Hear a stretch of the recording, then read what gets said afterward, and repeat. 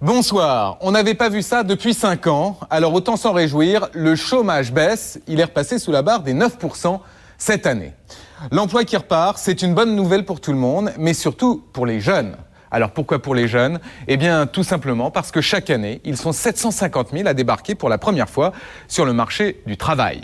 Les 3/4 d'entre eux trouvent un job rapidement, c'est-à-dire moins d'1 an après être sortis du système scolaire, mais pour près d'1 sur 4, c'est toujours la même galère, le chômage. En France, le chômage des jeunes reste l'un des plus élevés d'Europe. Nos voisins, par comparaison, s'en sortent beaucoup mieux que nous. L'Angleterre, par exemple, seuls 13% des moins de 25 ans d'Angleterre sont au chômage. En Allemagne, ils sont 15%. En Espagne, il y a 19% des moins de 25 ans qui sont sans emploi. Il n'y a que l'Italie qui s'en sort plus mal que nous, avec 24% des jeunes au chômage. Alors ce soir, on a décidé de donner des idées à tous ceux qui cherchent un premier job. Quels sont les métiers, les entreprises, les secteurs qui recrutent le plus aujourd'hui ? Nous verrons aussi les filières méconnues pour décrocher un premier emploi sommaire. Mehdi, la trentaine, a un bel appartement avec tous les gadgets dernier cri et une jolie petite amie. Mais pour s'offrir la belle vie, ce Marseillais a dû quitter la France et partir s'installer en Irlande. Ici, on peut dire que je gagne 3 fois et demi le salaire que je gagnais en France. Dublin, pour les jeunes Français, c'est le nouvel Eldorado. Ici, on trouve du boulot en 48 heures. À quoi est dû ce miracle irlandais ? Quels sont les revers de la médaille ? À la rentrée, tous les ans, des centaines d'étudiants font le même petit boulot, vendre des abonnements à des magazines sur les campus et dans les lycées. Un vendeur correct gagne largement plus que le SMIC. Payés exclusivement à la commission, les étudiants y trouvent-ils toujours leur compte ? Quelle méthode de vente parfois limite utilisent-ils pour gagner un maximum d'argent ? La sortie, c'est dans l'autre sens, mademoiselle, obligatoire, on vous laissera pas sortir par là. Pas question de bosser pour un autre. Alors, à peine fini leurs études, Roxane et Julie viennent de créer leur entreprise. Elles vendent des sextoys, des objets coquins. Kamasutra, les livres de massage, on a nos petites cravaches. Dénicher les objets qui vont se vendre, faire connaître leur société, pas évident car elles n'ont que très peu d'argent pour se lancer. À quoi ressemblent les premiers pas de ces chefs d'entreprise ? Jérémy, 26 ans, est ingénieur et il a choisi de travailler dans l'humanitaire. En ce moment, mission dans le sud du Liban.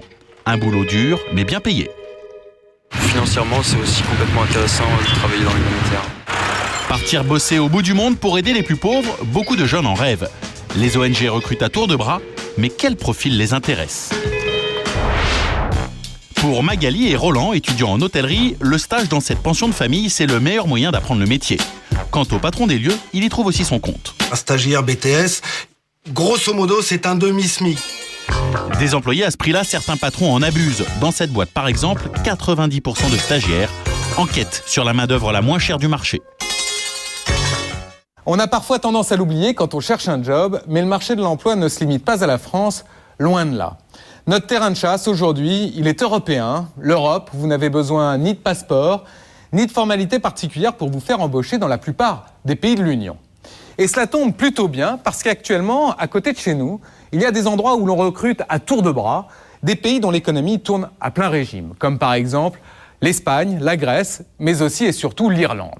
L'Irlande, un pays qui connaît une croissance record de 5% par an, un taux de chômage de seulement 4%. 4%, pour vous donner une idée, c'est considéré comme le plein emploi. Résultat, chaque année, des milliers de jeunes Français partent à Dublin pour y décrocher un job. Alors, combien de temps mettent-ils pour en trouver un ? À quel salaire sont-ils embauchés ? Pourquoi les Français ont-ils la cote ? C'est un reportage de Fabien Vincent.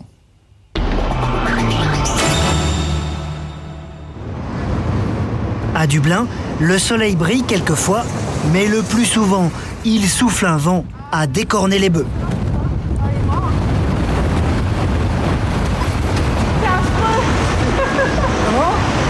C'est affreux ce vent. Vous arrivez d'où là ? J'arrive de Carcassonne, enfin de Montauban. Olivia Cohen n'avait pas prévu de mettre une petite laine.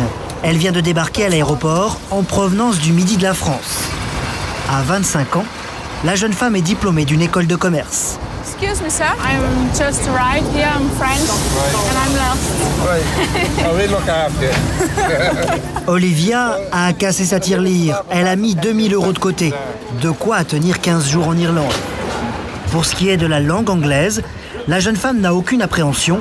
Elle a déjà fait des stages à Londres. Are you the driver? Yeah. Hello. Are you going to Maiden Square? Meridian Square. Yes. Seulement en Irlande, la prononciation est un peu You rugueuse. have to transfer buses. Ah, ok. Là, j'ai un peu de mal avec l'accent irlandais. Ils parlent pas trop comme les Anglais. J'étais habituée à l'accent anglais jusqu'ici. Une demi-heure plus tard, dans le centre-ville de Dublin. Voilà, c'est là. Olivia a recherché ce qu'il y a de moins cher pour se loger. Une chambre d'hôte dans cette belle maison victorienne. Hello. I'm Olivia. Nice to meet you. La propriétaire qui l'accueille a prévu d'installer la petite française au dernier étage, mais Olivia ne sera pas seule dans sa chambre. Il y a 3 lits superposés. Elle devra partager les 15 mètres carrés de la pièce avec 5 autres personnes I'm French girl. et ils auront tous la même salle de bain. Ça va lui coûter 100 € la semaine, mais la française ne compte pas rester très longtemps. Mobilier qui fait un peu ancien, comme ça, c'est... Vous allez pouvoir prendre des bains. Après son école de commerce, un CDD de 4 mois comme commercial dans l'immobilier, Olivia a connu le chômage. Si elle est venue en Irlande, c'est pour trouver du travail très vite. Vous vous donnez combien de temps pour trouver du travail? Ça devrait être très rapide, donc je pense en une semaine, ça devrait être fait, quoi. Ça paraît incroyable quand on voit le marché du travail Oui. en France. Oui, ça Il y a paraît... combien de temps que vous êtes au chômage en France? Ça faisait 3 mois. Pourra-t-elle vraiment trouver un travail en seulement 7 jours, alors qu'en France, elle n'a rien trouvé en 3 mois? Dublin, une ville en plein boom économique. Ici, pour les jeunes, trouver un job, ce n'est vraiment pas un problème. Avec 4% de chômage, on est proche du plein emploi. C'est le nouvel Eldorado pour les moins de 25 ans, venus de toute l'Europe. Quel type d'emploi peut-on trouver? Y a-t-il un revers à la médaille? Des Français comme Olivia, il en est arrivé 3000 l'an dernier, 6 fois plus qu'il y a 5 ans. Ils ont même une agence de recrutement spécialisée en Irlande, où elle a envoyé son CV. Bonjour, Gwen, je suppose. Enchantée. Tous les recruteurs sont français. Là, après les conversations téléphoniques. Ouais. Pardon, je vous suis. Merci. Gwen Le Bihan a de l'expérience. Elle doit préparer Olivia au marché du travail à Dublin. Pas mal de retours en fait suite aux candidatures qui ont été envoyées avant votre arrivée. Oui. Et elle a déjà de bonnes nouvelles à lui annoncer. Votre candidature à 4 sociétés, d'accord. Et on a eu des retours de la part de Hertz. Donc, Olivia est arrivée le matin même et la recruteuse lui a déjà décroché 3 entretiens. Chez Hertz, le loueur de voitures, chez Xerox c'est possible, ou et alors, chez un fournisseur de Kodak, la Sykes. fin de la semaine prochaine dans tous les cas. Là, vous vous retrouvez en position de pouvoir choisir en fait. C'est tapis rouge pour la petite Française. Vous puissiez les convaincre. Bien sûr. Mais il faut que vous disiez est-ce que Hertz sera mieux pour moi au niveau moyen terme, moyen long terme, ou est-ce que ce sera Sykes ou Xerox oui. par exemple. Et en plus, pour un premier emploi, il y a une très bonne surprise. Quel était votre dernier salaire? C'était le SMIC. D'accord. Moi. De toute manière, vous n'aurez absolument aucun problème à trouver quelque chose bien supérieur au SMIC français. En moyenne, les salaires pour les débutants en Irlande sont 30% plus élevés que le SMIC français. Merci pour tout. À bientôt. Au revoir. À peine arrivée, Olivia Cohen s'apprête maintenant à passer 2 entretiens d'embauche dans les prochaines 48 heures. Travailler en Irlande, c'est très à la mode. Le cabinet de recrutement n'a que 5 ans. Il reçoit 200 CV par semaine de Frenchies prêts à venir à Dublin. Seulement, tous les candidats ne seront pas retenus. Il y a une présélection. D'accord. Vous avez déjà passé du temps à l'étranger? Rosen est en ligne avec un Français qui vient de passer 2 mois aux États-Unis. Dès leur premier entretien téléphonique, elle lui fait passer un petit test de langue. D'accord. On peut discuter en anglais pour que je puisse évaluer votre niveau? Okay, what was your last position about? What were you doing in this company? I want to work Il bafouille. because I have experiences in this work. Okay. I have effectuated Rosen fait carrément la moue. C'est mal parti pour le candidat. Malgré ses références, il n'a pas du tout le niveau. Ok, d'accord, on va reprendre en français, Brice. Donc c'est très juste au niveau de votre anglais, d'accord. Du coup, Rosen n'a rien à lui proposer. Vous ne comprenez pas tout non plus au niveau des questions que je vous pose quand vous arrivez à vous exprimer. Dans un premier temps, je vous conseille de bien travailler votre anglais pendant un mois dès que vous allez arriver. D'accord, en essayant de prendre un job dans un pub ou dans un commerce en fait, d'accord, pour bien vous familiariser avec l'anglais. Au bout du compte, seul un candidat français sur 25 fera l'affaire pour ce cabinet plutôt sélectif. Les entreprises qu'il représente réclament des salariés très motivés. Ce sont de grandes sociétés américaines d'informatique. Pourquoi ces multinationales anglo-saxonnes recherchent-elles autant de Français en Irlande? Ok, on fait comme ça. De toute façon, moi j'aurais un peu plus de... Exemple à quelques kilomètres de Dublin, chez Salesforce. Une société américaine qui vend des programmes informatiques dans toute l'Europe. A priori, la plateforme téléphonique est comme toutes les autres, mais si on tend l'oreille, c'est plus surprenant. Buonasera, sono Claudia Brau, chiamo dalla Salesforce. Italien, britannique, allemand. Les salariés sont pour la plupart des étrangers, pas moins de 9 nationalités. En fait, la multinationale américaine a installé ici son siège pour toute l'Europe. Chaque télévendeur travaille depuis l'Irlande sur le marché de son pays d'origine. Oui, je suis Maria Whitley de la société Salesforce. Maria Whitley supervise toutes les ventes de logiciels sur le marché français. En venant en Irlande, elle a doublé son salaire en 3 ans, près de 4 000 € net par mois, et elle a eu des promotions ultra rapides. Je suis montée très vite, oui, tout à fait. J'ai commencé, je m'occupais des qualifications, des appels entrants. Je suis passée de simple prise d'appel à vendeuse et commerciale telle que je le suis aujourd'hui. Et puis là, depuis quelques mois, team leader de l'équipe. Au revoir, à demain. Team leader, c'est la chef d'équipe des 8 vendeurs français. See you tonight. Des opportunités de carrière, il y en a des milliers. Dublin, c'est la ville qui recrute le plus en Europe. Et pourtant, il y a seulement 20 ans, le pays était au bord du gouffre. Ce miracle économique, l'Irlande le doit à un homme.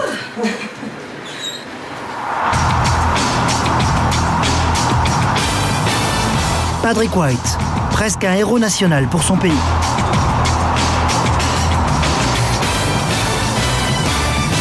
Au départ, il n'était qu'un haut fonctionnaire parmi d'autres.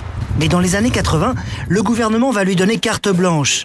Un rang de ministre, un budget presque illimité. Sa mission, attirer en Irlande des entreprises étrangères. Un pari fou, car à l'époque, l'image du pays était catastrophique. J'étais le manager de l'agence de promotion du pays et on donnait de nous l'image d'un pays très pauvre et déshérité. Se sentir pauvre, c'est horrible. Les gens quittaient le pays? Les gens partaient à l'étranger. C'était quoi les derniers chiffres? 50 000 personnes quittaient le pays chaque année. Ces images de l'Irlande datent des années 80. Patrick White doit alors promouvoir un pays au bord de la banqueroute qui n'intéresse personne. Les bâtiments, même au centre de Dublin, sont délabrés. Des milliers de sans-abri errent dans les rues de la capitale. 1 habitant sur 5 est au chômage. Alors, ils vont toucher des milliards d'euros de subventions européennes. Par habitant, l'Irlande reçoit 4 fois plus d'argent que la France. De quoi construire des autoroutes, puis des dizaines de parcs d'activités, mais il restait à attirer des entreprises pour s'y installer. Patrick White a un argument en or sur lequel il va communiquer. Les entreprises qui font des bénéfices en Irlande payent 3 fois moins d'impôts que nulle part ailleurs en Europe. Nous étions un petit pays agricole au bout de l'Europe, donc on s'est dit au milieu des années 50 qu'il fallait faire quelque chose de différent. Un avantage ancien que pourtant personne ne connaît. Mais en juin 84, Patrick White va avoir un coup de chance. Pour la première fois, un président américain effectue une longue visite officielle en Irlande. C'est Ronald Reagan qui revient sur la terre de ses ancêtres. Pour le folklore, le président américain pose une bière à la main dans le pub tenu par son arrière-grand-père. Mais en coulisses, Reagan a débarqué avec une impressionnante délégation de PDG américains. Il cherche des points de chute en Europe pour investir des milliards de dollars. Pour vendre l'Irlande, Patrick White a droit à une entrevue d'une demi-journée avec la délégation et il ne va pas rater l'occasion. Le message à l'époque était « Si les entreprises américaines gagnent ici de l'argent en Irlande, elles garderont la majeure partie des bénéfices. » Le travail auprès de Ronald Reagan et des PDG américains va porter ses fruits. Patrick White tient à nous montrer la retombée la plus spectaculaire de sa campagne de communication. Ici, avant, c'était des champs, à la périphérie de la grande banlieue de Dublin. Une immense implantation industrielle. Le géant américain Intel a installé ici son quartier général pour toute l'Europe et il n'est pas resté seul longtemps. Microsoft, le plus grand fabricant de logiciels au monde, Apple ou Dell, tous les leaders de l'informatique se sont implantés en Irlande. Un ordinateur sur 3 vendu en Europe est maintenant fabriqué dans ce petit pays. Des milliers de mètres carrés de bureaux sont en construction à Dublin. En 15 ans, l'Irlande est même devenue le 2e pays le plus riche d'Europe par habitant, derrière le Luxembourg. De quoi attirer de plus en plus de jeunes Français.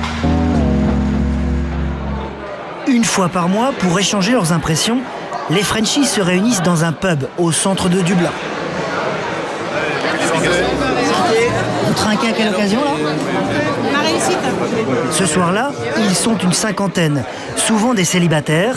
Tous aiment l'ambiance internationale et décontractée qui rappelle un peu l'auberge espagnole. Olivia Cohen, la petite nouvelle, vient se faire des amis. Bonjour. Bonjour. Olivia, Julien. Cohen, enchantée. Nicolas. Bonjour, Olivia, enchantée. Vous êtes arrivé il n'y a pas longtemps, c'est ça ? Hier, ouais. La plupart ont quitté la France sans regret. Ce qu'ils aiment en Irlande, c'est qu'il n'y a aucune discrimination. En venant à Dublin, les jeunes Français ne sont jugés ni sur leur diplôme, ni sur leur couleur de peau. Le travail que je fais ici, je suis dans la finance, ça c'est ma collègue. C'est un travail franchement, en France, je pense pas que j'aurais eu. Mais bon, ils m'ont donné ma chance. Et vous avez essayé de l'avoir en France ? Ah bah oui, combien de CV j'ai envoyé ? Vous êtes déjà jugé d'avance. Alors qu'ici, franchement... On donne sa chance ici. Voilà. Et l'Irlande leur a donné très vite un certain standing. À l'image de Mehdi Anad, un jeune Marseillais, bac+4 en comptabilité. Il vit à Dublin depuis 3 ans, avec un train de vie dont il n'osait pas rêver en France. Costume cravate dans le quartier d'affaires, Mehdi Anad est courtier pour une des plus grosses compagnies d'assurance au monde.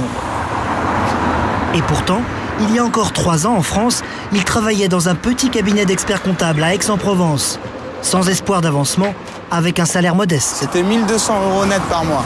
Ici ? Ici, on peut dire que je gagne 3 fois et demi le salaire que je gagne en France. Plus de 4 000 € net par mois. Avec son pouvoir d'achat, le jeune Français a pu louer un appartement dans le nouveau quartier branché de la ville. Là, c'est mon quartier. Voilà, j'habite ici. Où ça ? Juste ce building, là. C'est tout neuf ? Tout neuf, ouais. Bah, ça construit vite ici à Dublin. Hein. Donc là, vous voyez, vous avez les studios du fameux groupe de rock U2. C'est là ? C'est ici ? Ouais, c'est juste là, sur le côté. Et puis, ils font construire une grande tour. Mehdi s'enthousiasme pour sa nouvelle vie en Irlande. Pour 1 200 € par mois, 30% de plus qu'à Paris, il loue ce 2 pièces de 45 mètres carrés, tout équipé.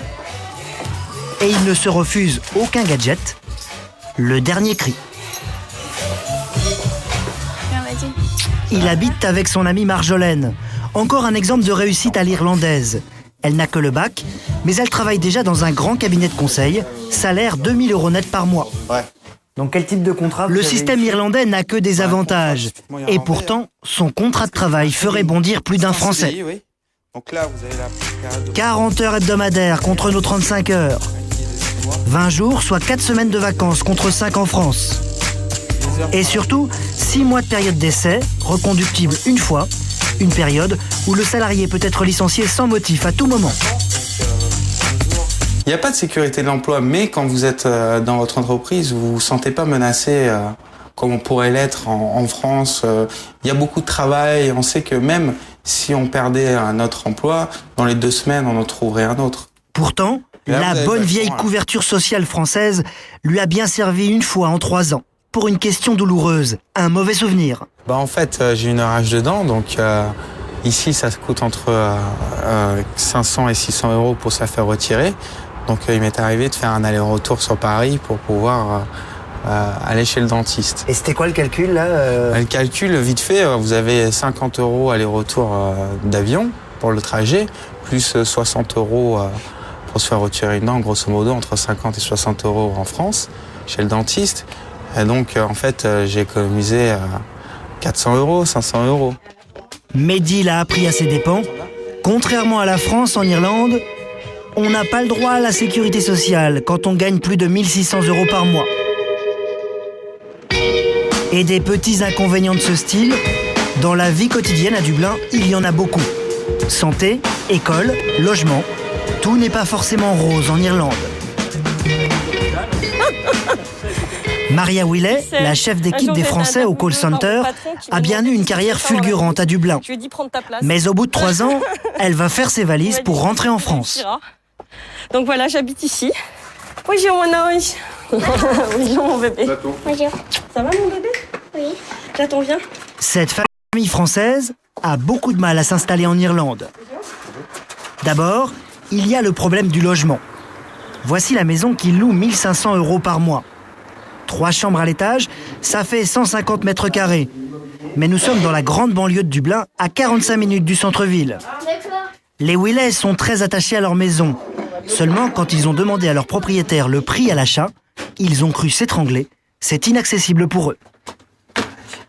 Une maison comme la nôtre vaut environ 1 million d'euros à l'achat. Comment ? 1 million d'euros à l'achat. 1 million d'euros. Oui, 1 million d'euros. Et on est à 25 km de Dublin. Et on est à 25 km de Dublin. Le fait de ne pas pouvoir s'installer comme on le souhaiterait en tant que famille ne nous a pas rendu la tâche facile en fait. Et ça n'a rien d'exceptionnel en Irlande.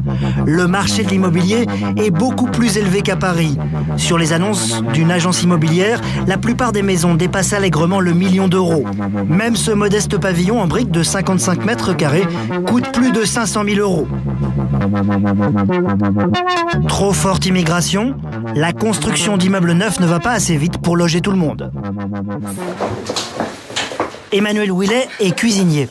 Il rêvait d'ouvrir un restaurant, mais il a dû renoncer devant les prix exorbitants des fonds de commerce. Le coût de la vie est très élevé, jusque dans les produits de base de l'alimentation, comme ces courgettes. 2,49 €. Vous qui êtes du métier... C'est très cher. Par rapport à la France, vous diriez combien de plus cher, là, par exemple, pour les produits alimentaires, comme ça, de base Je dirais au moins le double. Le double Ouais, L'Irlande est une île où rien ne pousse. La plupart des produits arrivent par avion de l'étranger, même les pommes de terre d'Israël. Détail amusant, le basilic frais se vend ici par 15 grammes 1 €, 10 fois plus cher qu'en France. Et ce n'est pas tout. Pour l'école primaire, ils ont dû inscrire leur fils Alexandre, 7 ans, dans un établissement privé. L'éducation irlandaise ne correspondait pas à nos attentes. On l'a mis une année là-bas et ça s'est pas forcément très bien passé. En Irlande, 2 heures chaque matin, les enfants étrangers sont séparés des autres écoliers. Ça ne leur convenait pas du tout. Coût supplémentaire pour la famille, 893 € par trimestre. On se serre un peu plus la ceinture et puis on lui offre une école qui est plus adaptée par rapport à ce que nous on voudrait. Bilan, la famille Wiley a adoré l'Irlande, mais elle n'a pas pu économiser un sou. Peut-être à cause du coût de la vie prohibitif, les Français passent rarement plus de 5 ans à Dublin. Du coup, le turnover est permanent. Et ceux qui retournent en France sont sans arrêt remplacés par de nouveaux venus pleins d'enthousiasme, comme Olivia Cohen. 5 jours seulement après son arrivée, elle part au travail. Quel temps pourri. Il a fallu que ça tombe aujourd'hui, quoi. Pour 50% de plus que son dernier salaire en France, elle va travailler à Dublin, au service clientèle de Hertz, le loueur de voitures. Pas trop tendu ? Non, non, pas du tout. Pas stressé ? Non, non. Décontracté ? Oui, ça va. Pour l'instant, à ses yeux, l'Irlande a bien tenu sa promesse. Un pays où seulement 1 jeune sur 10 est sans emploi. En France, le taux de chômage des moins de 25 ans est 3 fois plus élevé. Alors Dublin, ça change de la France, on vient de le voir. Côté emploi, c'est loin d'être morose. Y a-t-il comme ça d'autres pays où c'est aussi facile de trouver des jobs? Et puis, une question qu'on peut se poser, une expérience à l'étranger, est-ce vraiment un plus pour trouver du boulot lorsqu'on revient en France? Patrick Pedersen, bonsoir. Bonsoir. Vous êtes le directeur du développement de Monster France. Alors Monster, c'est le premier site d'offres d'emploi au monde, 1 million d'offres d'emploi en ligne. Vous proposez des jobs sur tous les continents de la planète. Alors on vient de voir ces jeunes qui trouvent des jobs en quelques heures à Dublin. Il faut dire que la plupart sont diplômés. Mais quand on a peu ou pas de qualification, est-ce que c'est aussi facile de trouver un emploi à Dublin aujourd'hui? Il est possible de trouver des jobs de serveur, il est possible de trouver des jobs dans les call centers. C'est assez amusant de voir que beaucoup de jeunes... Téléopérateur, call center. Absolument, téléopérateur. Beaucoup de jeunes aujourd'hui acceptent des jobs à l'étranger qu'ils n'accepteraient pas en France. Ils les acceptent parce qu'ils sont persuadés qu'en allant à l'étranger, et ils ont raison, leur progression de carrière va être beaucoup plus rapide. C'est-à-dire plus de responsabilités? Plus de responsabilités plus vite, un salaire plus important plus rapidement, et les employeurs jouent le jeu.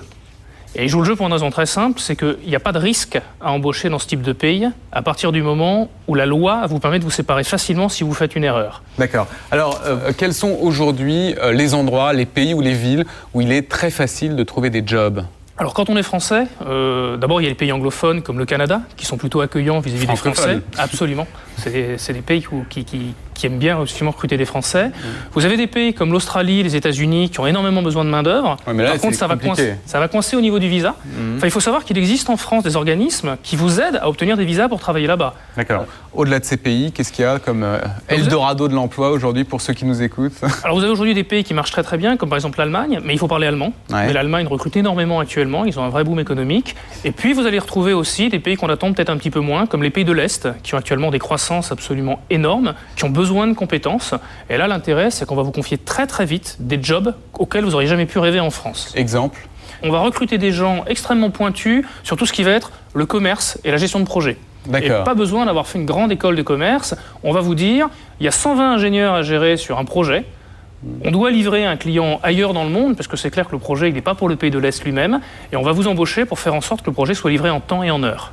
Et ça, un jeune de 25 ans peut aujourd'hui diriger 100 personnes dans un pays comme la Russie ou la Pologne? Absolument. Absolument. C'est des exemples qui existent. Et d'ailleurs, il y a de plus en plus de Français qui s'installent là-bas, qui créent leur entreprise. Et la main-d'œuvre là-bas est 10 à 15 fois moins chère qu'en France. Donc on parle toujours beaucoup du plombier polonais.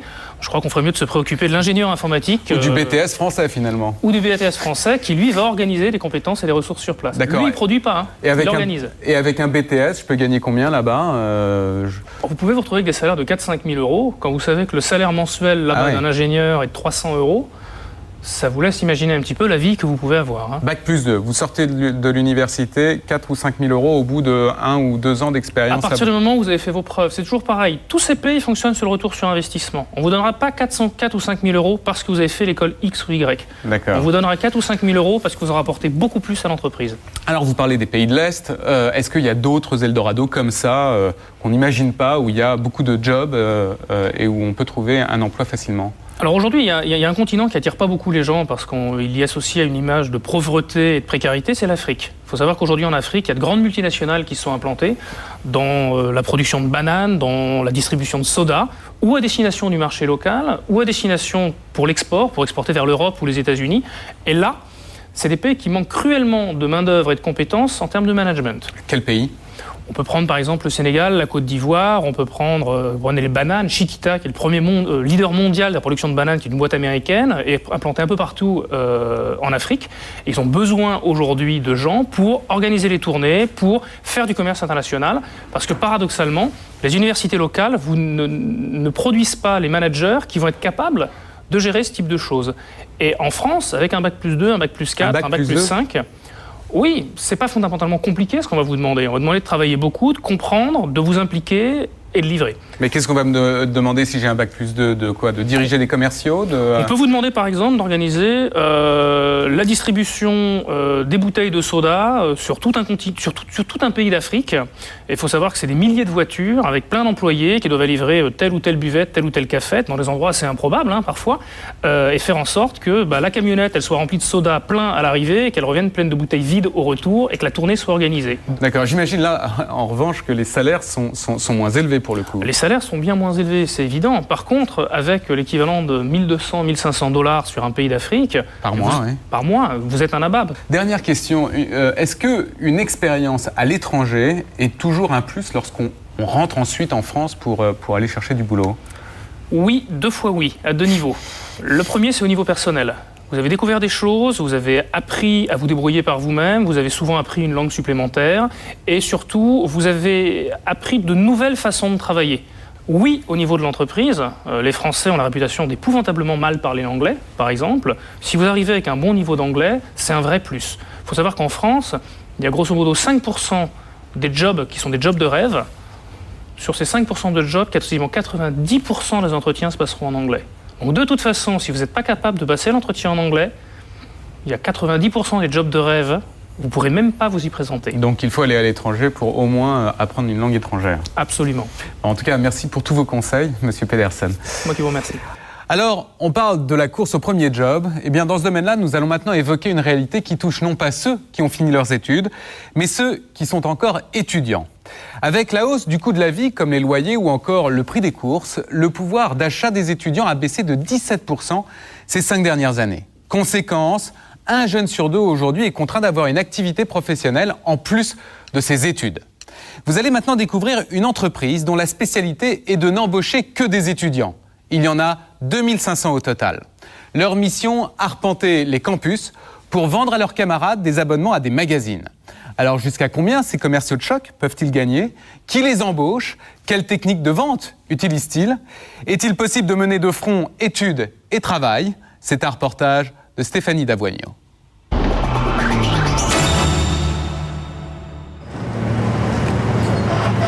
Journée galère à l'université de Nanterre. Pour les 40 000 étudiants, c'est le parcours du combattant pour s'inscrire. Chacun son tour. Ah d'accord, c'est... Emploi du temps, mutuelle, paiement des droits de scolarité. Ils croyaient en avoir terminé, mais... Bonjour jeune homme, t'es venu pour les inscriptions? C'est déjà fait. C'est vrai, dans quelle année? 3e année. Ah bah génial, écoute, je t'invite à t'asseoir 5 petites minutes avec notre conseillère, c'est 5 minutes, c'est très rapide. Sandrine aussi est étudiante en 3e année d'économie. Mais aujourd'hui, elle n'est pas là pour s'inscrire, mais pour gagner de l'argent. C'est sa 2e saison en tant que vendeuse à l'OFUP. Je sais pas si tu connais un petit peu l'OFUP. C'est l'Office universitaire de presse, donc on est là pour conseiller de la presse étudiante aux étudiants. Son but, vendre des abonnements aux étudiants. Il y en a pour tous les goûts, toutes les filières. Près de 400 titres, du magazine grand public à la revue ultra spécialisée. Monsieur est étudiant en cinéma, Sandrine lui prescrit la revue référence en la matière.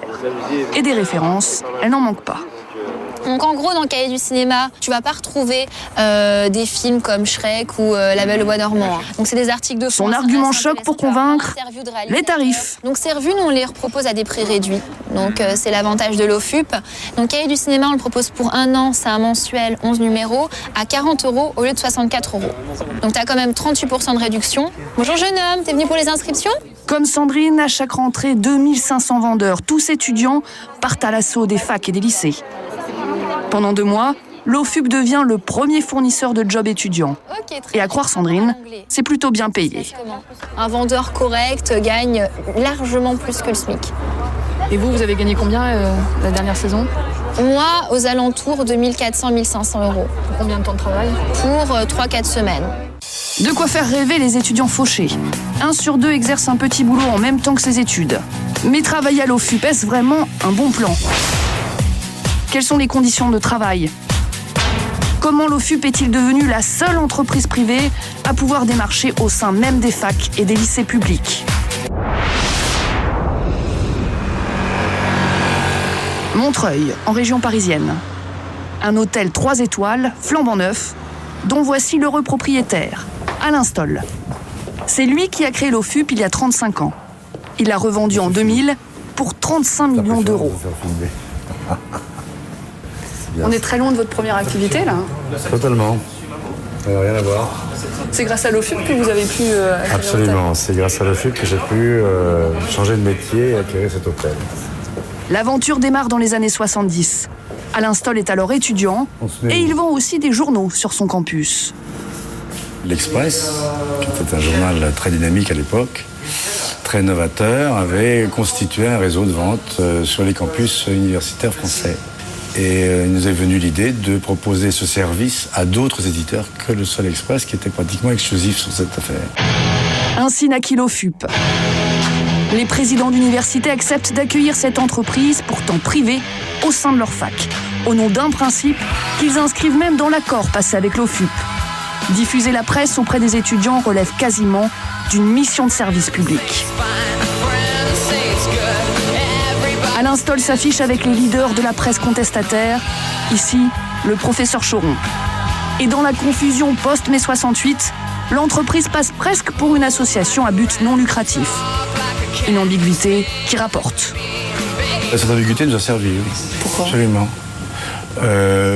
D'abord, vis-à-vis des présidents d'université, ils nous ont confondus peut-être au départ et nous ont dit que nous étions une association. Même vis-à-vis du client. Le client a acheté une association. Donc c'est mieux d'acheter une association qu'à d'acheter à des capitalistes. Grâce à son idée, Alain Stoll a fait fortune.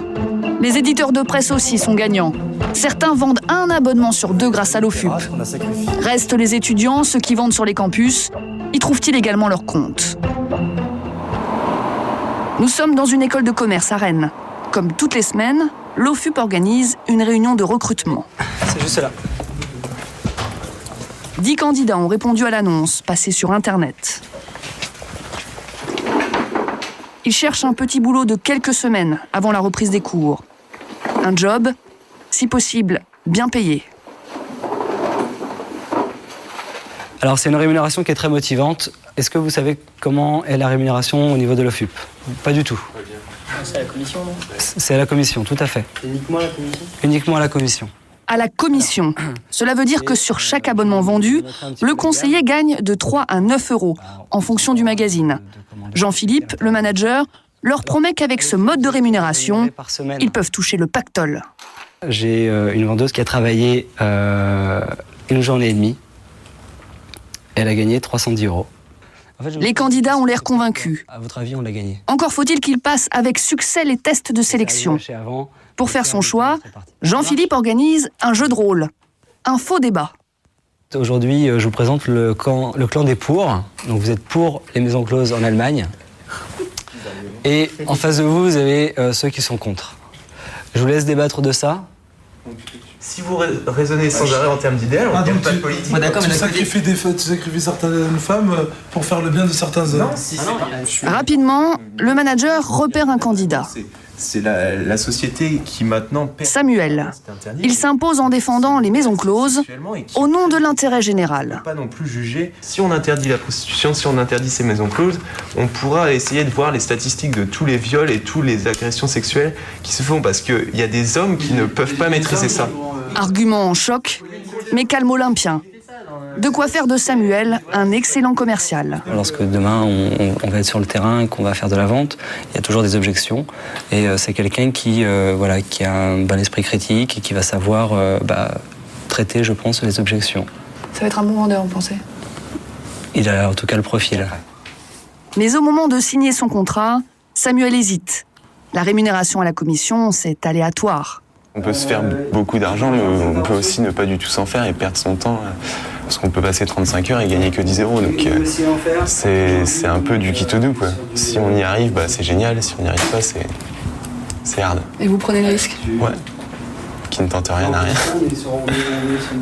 Car Samuel a besoin d'argent rapidement. C'est la première année qu'il n'habite plus chez ses parents. Pour continuer ses études de prof de sport, il a déménagé de Reims à Rennes. Et d'abord, il s'est trouvé un appartement. La chambre d'étudiant par excellence. 11 mètres carrés, sous les toits. Ouais, c'est un peu petit, mais on va faire avec, quoi. C'est moins cher. Et puis je pense que comme je suis seul, je vais pouvoir essayer de bosser là. Mais c'est vrai que c'est un peu renfermé, quoi. Et le loyer ? Le loyer, c'est 280 euros, centre-ville de Rennes. Dans toutes les annonces que j'ai vues, c'était quand même le moins cher. Avant tout, c'était le prix qui comptait, j'ai pris le moins cher. Il n'y a pas beaucoup de meubles encore ? Il n'y en aura pas beaucoup plus parce qu'on peut pas trop en mettre, mais il y aura un bureau et peut-être un lit qui va faire canapé, mais je vais voir si je peux trouver ça chez des amis. Père gérant d'entreprise, mère principale adjointe d'un collège, ses parents gagnent bien leur vie, mais il y a 3 autres frères et sœurs. Sur son ordinateur, Samuel fait soigneusement ses comptes. Ses parents lui donnent 600 €. Trop juste pour couvrir toutes ses dépenses. SNCF pour rentrer, pour revenir, et j'ai mis 30, mais c'est vrai qu'un aller-retour, c'est 80, voire plus. Le bus et le métro, donc là, c'est les transports ici, parce que j'ai pas de vélo, je me suis fait piquer mon vélo en juin. Plus la nourriture, l'inscription à la fac, Internet, le téléphone et l'argent qu'il doit déjà à ses parents. C'est pour ça que l'OFUP, ça devient indispensable. Il faut combien d'abonnements pour rembourser tout Combien d'abonnements ? Ça va faire beaucoup, puisqu'en gros, pour être tranquille vraiment bien, il faudrait que j'arrive à 1 000 €, et vu le temps qui est réduit maintenant, ça va être tendu, mais bon, je vais tout faire pour. Car Samuel est un étudiant surbooké. En plus de la fac, il est inscrit à l'École normale supérieure à Rennes. Il se croyait libre en septembre. En découvrant son emploi du temps, il va avoir une mauvaise surprise.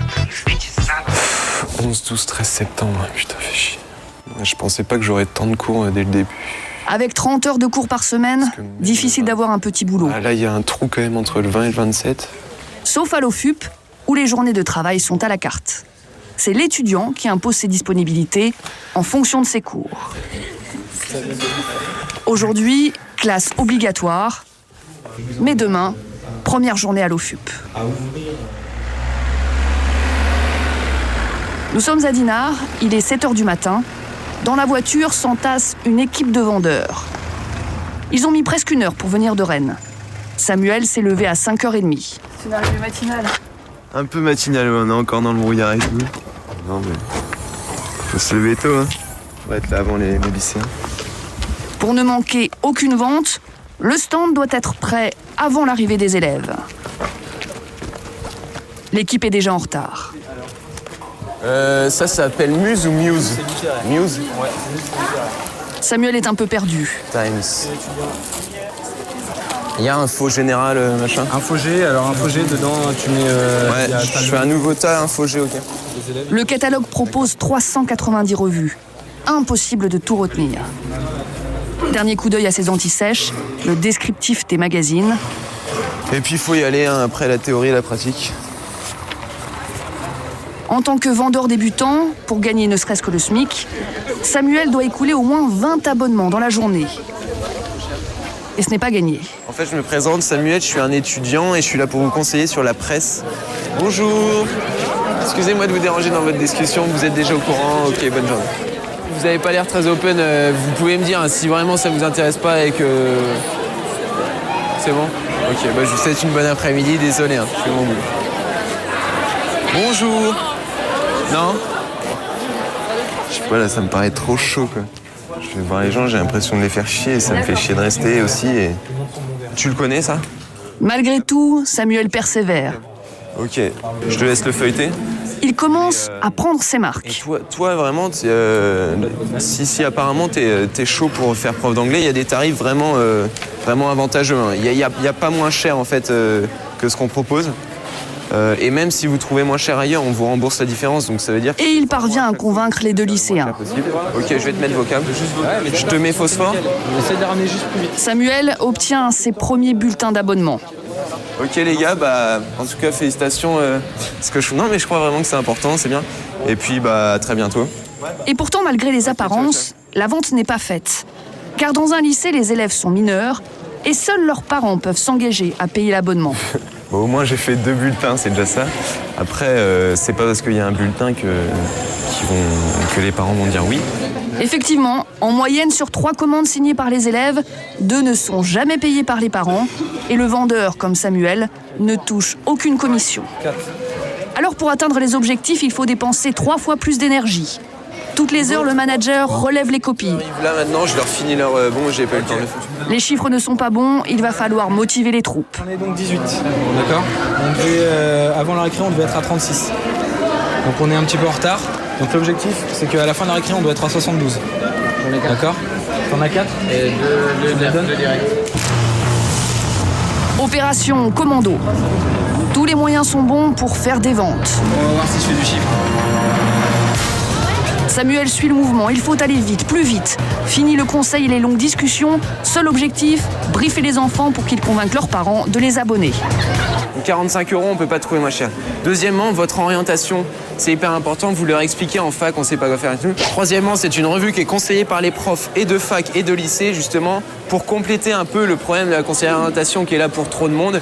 Voilà, vous signez juste là et vos parents signeront là. Les arguments sont un peu fantaisistes, mais les lycéens obtempèrent. Samuel ne fait pas dans le détail. De toute façon, il faut faire la quantité, donc maintenant c'est ce que je fais. Je vais très vite sur l'explication et puis je vends. Mais bon, combien ? Moi je trouve qu'il y a moins de quota humain, ça fait machine quoi. Là je trouve ça un peu barbare. Faites du chiffre. Ouais, du chiffre. Faire du chiffre, logique pour une société commerciale. Sauf que l'OFUP n'est pas n'importe quelle entreprise. Si elle est tolérée dans les universités et les lycées, c'est parce qu'elle est quasiment chargée d'une mission de service public. Conseiller les étudiants sur la presse. Une mission qu'elle a eu tendance à oublier. Université de Nantes. 32 000 étudiants, autant de clients potentiels pour l'OFUP, qui depuis 30 ans avait pris ses habitudes. Et l'OFUP généralement était ici, juste en face de l'entrée. La scolarité se situe au bout du couloir là-bas. Donc c'était le passage obligé, il faisait partie intégrante auparavant de la chaîne d'inscription. Depuis 2 rentrées, le hall reste vide. La direction de l'université a chassé l'entreprise.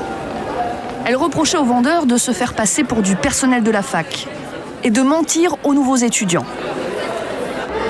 C'est-à-dire qu'ils avaient tendance à faire peur, jouer sur la peur de l'étudiant et de ses parents qui découvrent un nouvel environnement qu'est l'université. En lui disant, écoute, tu sais que l'échec est très important en première année ici, en donnant des taux complètement farfelus ou inventés. Si tu veux réussir avec une seule solution, les cours suffisent pas, il faut t'abonner à une revue. Retour à Nanterre. Les techniques de vente dénoncées par l'université de Nantes sont-elles mises en application sur le terrain ? Bonjour jeune homme, t'es venu pour les inscriptions ? Sandrine nous a été présentée comme une des meilleures vendeuses de la région. Ah bah écoute, voilà comment elle procède. Peut-être. D'abord, elle joue les agents de circulation pour que tous les étudiants passent devant son stand. Donc là on sort le panneau pour pas que les étudiants ressortent dans ce sens. Alors quand vraiment ça marche pas, on met quelqu'un ici pour les faire sortir de l'autre côté. Tous les moyens sont bons là ? La sortie, c'est dans l'autre sens, mademoiselle, obligatoire, on vous laissera pas sortir par là. À l'entendre, les étudiants pourraient croire qu'elle fait partie de l'administration de la fac. Bonjour jeune fille, t'es venue pour les inscriptions ? Oui. Ok, très bien, 5 petites minutes avec la jeune fille ici présente. On va t'expliquer un petit peu le déroulement de l'année, de conseiller de la presse. En Espagne. Je t'invite vraiment à t'asseoir, pourquoi ? Parce qu'on va te montrer un petit peu ton emploi du temps et tout, donc c'est 5 petites minutes. Autre technique, elle joue sur le stress des étudiants. 5 petites minutes. Donc, tu connais un petit peu le taux de réussite à la fac, de la première à deuxième année en droit, qui a à peine 2 étudiants sur 10 qui passent en deuxième année. Donc à ton avis, ça tient à quoi ? Ça vient de quoi ce taux de réussite assez faible ? À tous, elle tient le même discours. Bon, je vais te donner la réponse vu que tu n'as pas d'idée. Donc vraiment, ce qui fera la différence, ce sera tout ton travail perso. Et ton travail perso, tu le feras notamment par rapport à quoi ? Par rapport à ce que tu as devant toi, par rapport à la presse écrite. Donc je vais prendre ton adresse. Une seule logique, vendre à tout prix. Et à tout le monde. Mais il y a le monsieur de la sécurité qui... Vous vouliez pas prendre un abo, vous m'aviez dit ? Au mois de juillet, vous vouliez pas prendre un abo ? Des techniques agressives... Jeune homme, t'es venu pour les inscriptions ? Qui commencent à agacer dans certaines universités. Je peux aller voir... Mais l'OFUP va aller plus loin. Brice et Tiphaine sont 2 anciens vendeurs. Et en 2004, voilà les produits qu'ils devaient proposer aux étudiants. À l'époque, c'était Neuf Télécom. Et c'était une offre exclusive étudiante, une offre internet avec téléphone et ils offraient pour 1 € de plus un appareil numérique. Rien à voir avec la presse. Tout à fait. Ce qui n'a rien à voir avec la presse. Rien à voir avec la presse non plus. Abonnement Canal+, banque Covefi, courtier d'assurance, Assure Online. Pour les présidents d'université, c'en est trop. Après Nantes, les facs de Rennes, Marseille, Lille voient rouge. Actuellement, l'OFUP est interdit sur une 15aine de campus. Une vraie catastrophe pour l'entreprise. Au siège de l'OFUP, à Paris, on compte 2 fois moins d'abonnements vendus en 5 ans. Pour sortir de ce naufrage, un nouveau capitaine a été nommé. Son nom, Claude Dinaël. Sa mission, faire changer d'avis les présidents d'université qui trouvent l'OFUP trop agressif. Effectivement, ils ont dit ça.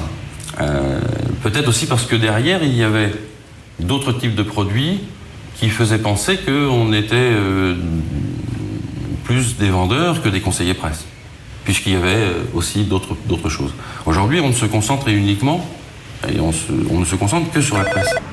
Nous l'avons constaté, l'OFUP a bien cessé de vendre d'autres produits que les magazines. Quant aux techniques de vente agressives, le patron s'en défend.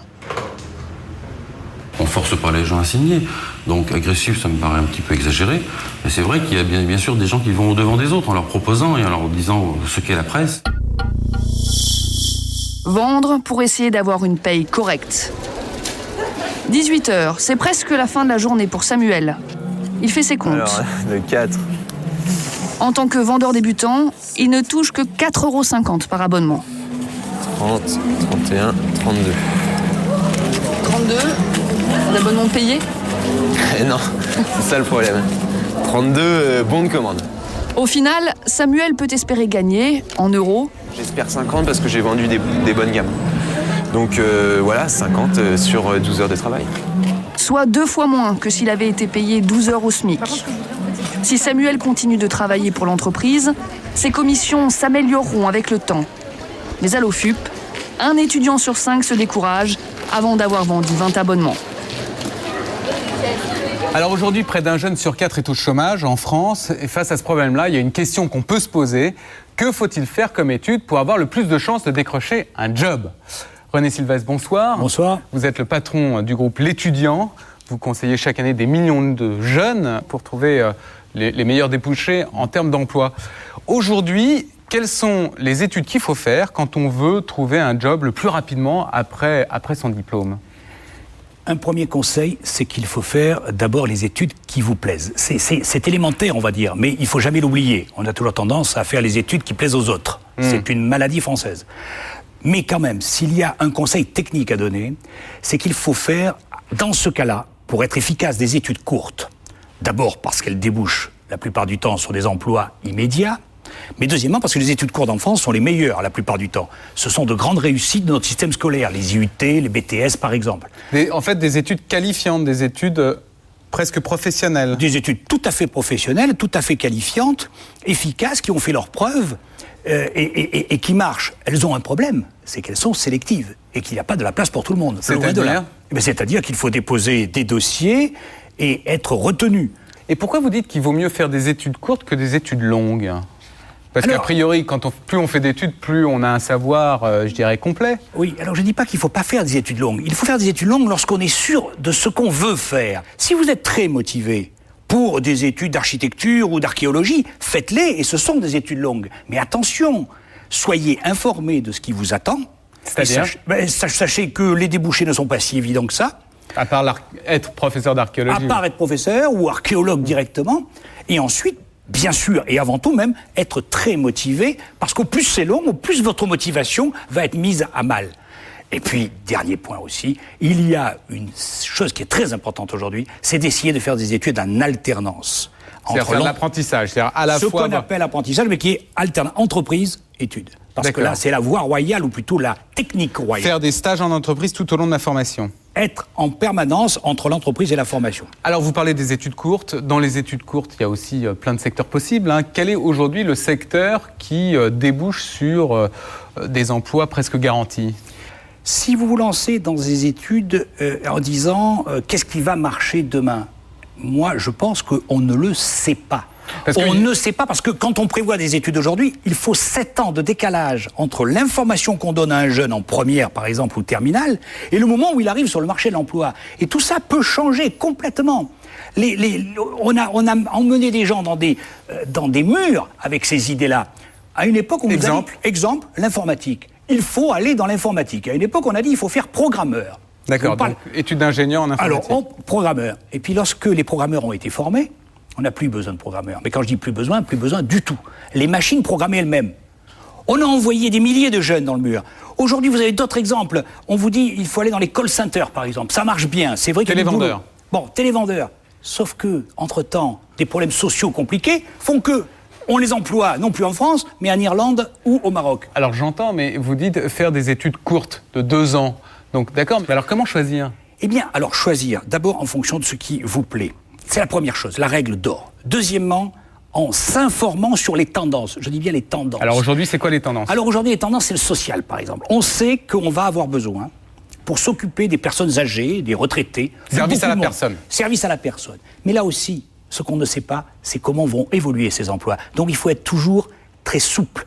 Il faut toujours être très flexible. Donc ça veut dire qu'il faut faire quoi comme étude par rapport à cette tendance sur les services à la personne? Qu'est-ce qui marche? Les services à la personne, bien, vous avez les services spécialisés à la personne, services médicaux, paramédicaux, ça va marcher. Études infirmières? Alors, études infirmières, tout ce qui touche au paramédical en général, hein, kiné, etc., on va avoir besoin de ça. Ces diplômes-là vont générer beaucoup d'emplois? Oui, beaucoup d'emplois. Est-ce qu'à l'inverse, il y a des filières qui sont de véritables voies de garage? Alors, les filières voies de garage, c'est les filières où il y a beaucoup de monde, qui sont arrivées par hasard. Exemple, aujourd'hui, des filières littéraires, par exemple. Les filières littéraires étaient des filières qui étaient faites pour former des profs. Point à la ligne. On formait des enseignants, essentiellement, ou des chercheurs. Aujourd'hui, on a mis dans ces filières tous ceux dont on ne pouvait rien faire ailleurs, parce qu'ils n'avaient pas pu faire d'IUT ou de BTS. Alors, comme la fac ne sélectionne pas, on a mis beaucoup de monde dans ces filières. Mais il y a des gens non motivés qui sont allés par défaut. Donc les filières se trouvent encombrées de jeunes et donc de plus en plus difficiles au niveau débouché. Mais alors aujourd'hui, moi, si j'ai une maîtrise de lettres ou si j'ai une maîtrise de sociologie, qu'est-ce que je fais alors? Eh bien, vous pouvez faire un 3e cycle et dire, bon, ben il voilà. faut que je continue à faire des études. Je ne peux pas aller sur le marché de l'emploi. Il ne faut pas que j'y aille. Où vous allez sur le marché de l'emploi? Parce que vous avez découvert que vos compétences personnelles, votre coefficient personnel est bon. Et vous dites, j'ai fait beaucoup de voyages. J'ai fait beaucoup de stages, je connais un pays très bien, je parle très bien certaines langues, et entre autres peut-être une langue rare, alors j'ai des capacités. D'accord, mais si je ne trouve pas de job? Et si je ne trouve pas de job, eh bien je vais faire une formation de 6 mois, 1 an, de 3e cycle, master, etc. Et là, je vais me perfectionner peut-être en marketing. Sur un domaine? Sur un domaine, en marketing. Très professionnel. En publicité, en audiovisuel, enfin dans des domaines en journalisme, qui sont des domaines qui vous sont ouverts par votre formation. D'accord. En tout cas, merci infiniment pour ces conseils, Monsieur Sylvestre. Tout de suite, après la pub, je vous retrouve pour la suite de notre émission. La course au premier job, bon plan et galère. À tout de suite. Pas question de bosser pour un autre. Roxane et Julie ont décidé de monter leur propre boîte. Nous avons suivi leur course d'obstacles. Faire un boulot utile, travailler dans l'humanitaire, beaucoup de jeunes en rêvent. Sur le terrain, au Liban, à quoi ressemblent ces jobs ? Des jeunes surdiplômés payés 1/3 du SMIC, une aubaine dont abusent certaines entreprises. Enquête sur le marché des stagiaires.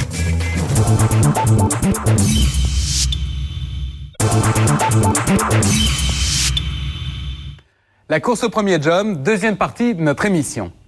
Alors quand on demande aux jeunes quel type de carrière professionnelle ils aimeraient poursuivre, 1 sur 2 déclare vouloir créer son entreprise pour devenir son propre patron. Et aujourd'hui, il faut savoir que 10% des créateurs d'entreprises ont moins de 25 ans. Alors, comment crée-t-on une boîte quand on n'a aucune expérience professionnelle et très peu de moyens? Quelles sont les chances de réussite? Peut-on rapidement gagner sa vie? Nous avons suivi le parcours de 2 jeunes femmes de 24 ans. Elles se lancent ensemble sur un marché très particulier. C'est un reportage de Claire Oudinot.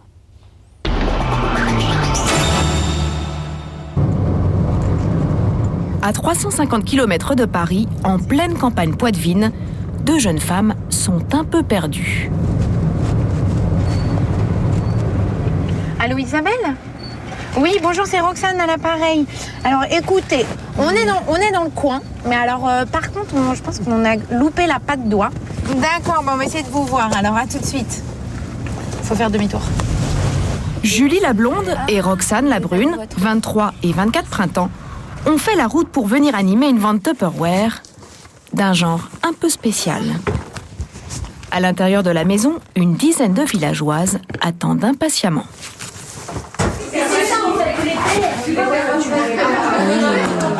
Bah oui, exactement. Par contre, l'intérêt des poudres, comme c'est du talc sur les muqueuses, il n'y a aucun problème. Là, il n'y a aucune allergie possible. Donc ça rend le baiser intime bien plus agréable et pour le compagnon et pour vous. Un petit coup de plumeau. Elles vendent des poudres de massage 30 € le pot ou encore de drôles de rouge à lèvres. Alors là, on reste dans le produit discret. Donc c'est un rouge à lèvres, donc on peut emporter dans son sac à main, en voyage, dans le train, dans la voiture, dans le bureau. Et en fait, l'intérêt de ce rouge à lèvres, c'est pas qu'il rouge les lèvres. Simplement, en sortant comme ça le produit, vous allez tous mettre votre main dessus, ça vibre. Sur les parties intimes, plus ça vibre, plus ça donne de plaisir. Voilà. Ah, ouais. Les deux filles ont monté 6 mois plus tôt une entreprise de vente de jouets coquins spécialement destinée aux femmes. Même les objets les plus étonnants reçoivent un très bon accueil. Elle est vraiment grand. Format XXL. Voilà, format XXL. Ah. Voilà. Vous avez déjà vu ce genre d'objet Oui. Oui, mais pas spécialement des comme ça. Mais il y a longtemps, c'est vrai que ça s'est modernisé. Mais voilà, après 3 heures de démonstration, Roxane et Julie ne vendront ce soir-là qu'une dizaine de produits. Bonne soirée. Bonne soirée. Au revoir, merci, bisous, à bientôt. Des réunions comme ça, elles en font minimum 2 par mois. Mais ça ne leur permet pas de se payer. C'est pourtant leur objectif. Elles se sont donné 6 mois pour réussir.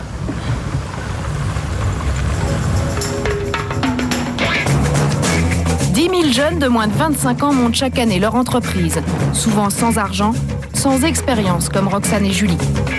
Comment ces 2 jeunes filles s'y prennent-elles pour démarrer ? Culot, système D, quels risques vont-elles devoir prendre ?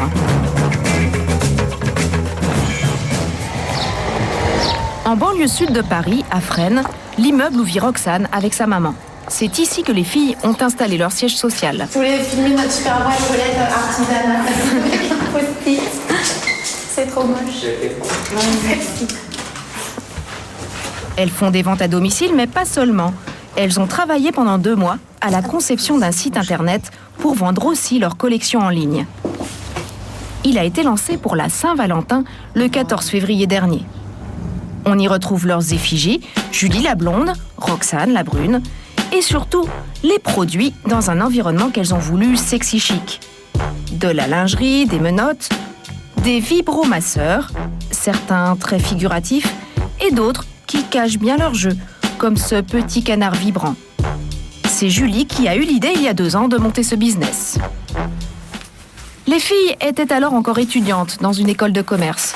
Leur prof leur avait demandé de présenter un projet fictif de création d'entreprise. J'avais vu un sex shop vraiment féminin en Irlande, qui était vraiment très mignon, très cosy, et c'était dommage que ça n'existe pas en France. Donc de là, vu qu'on ne connaissait pas ce qui existait ici, on a commencé à faire l'étude de marché dessus.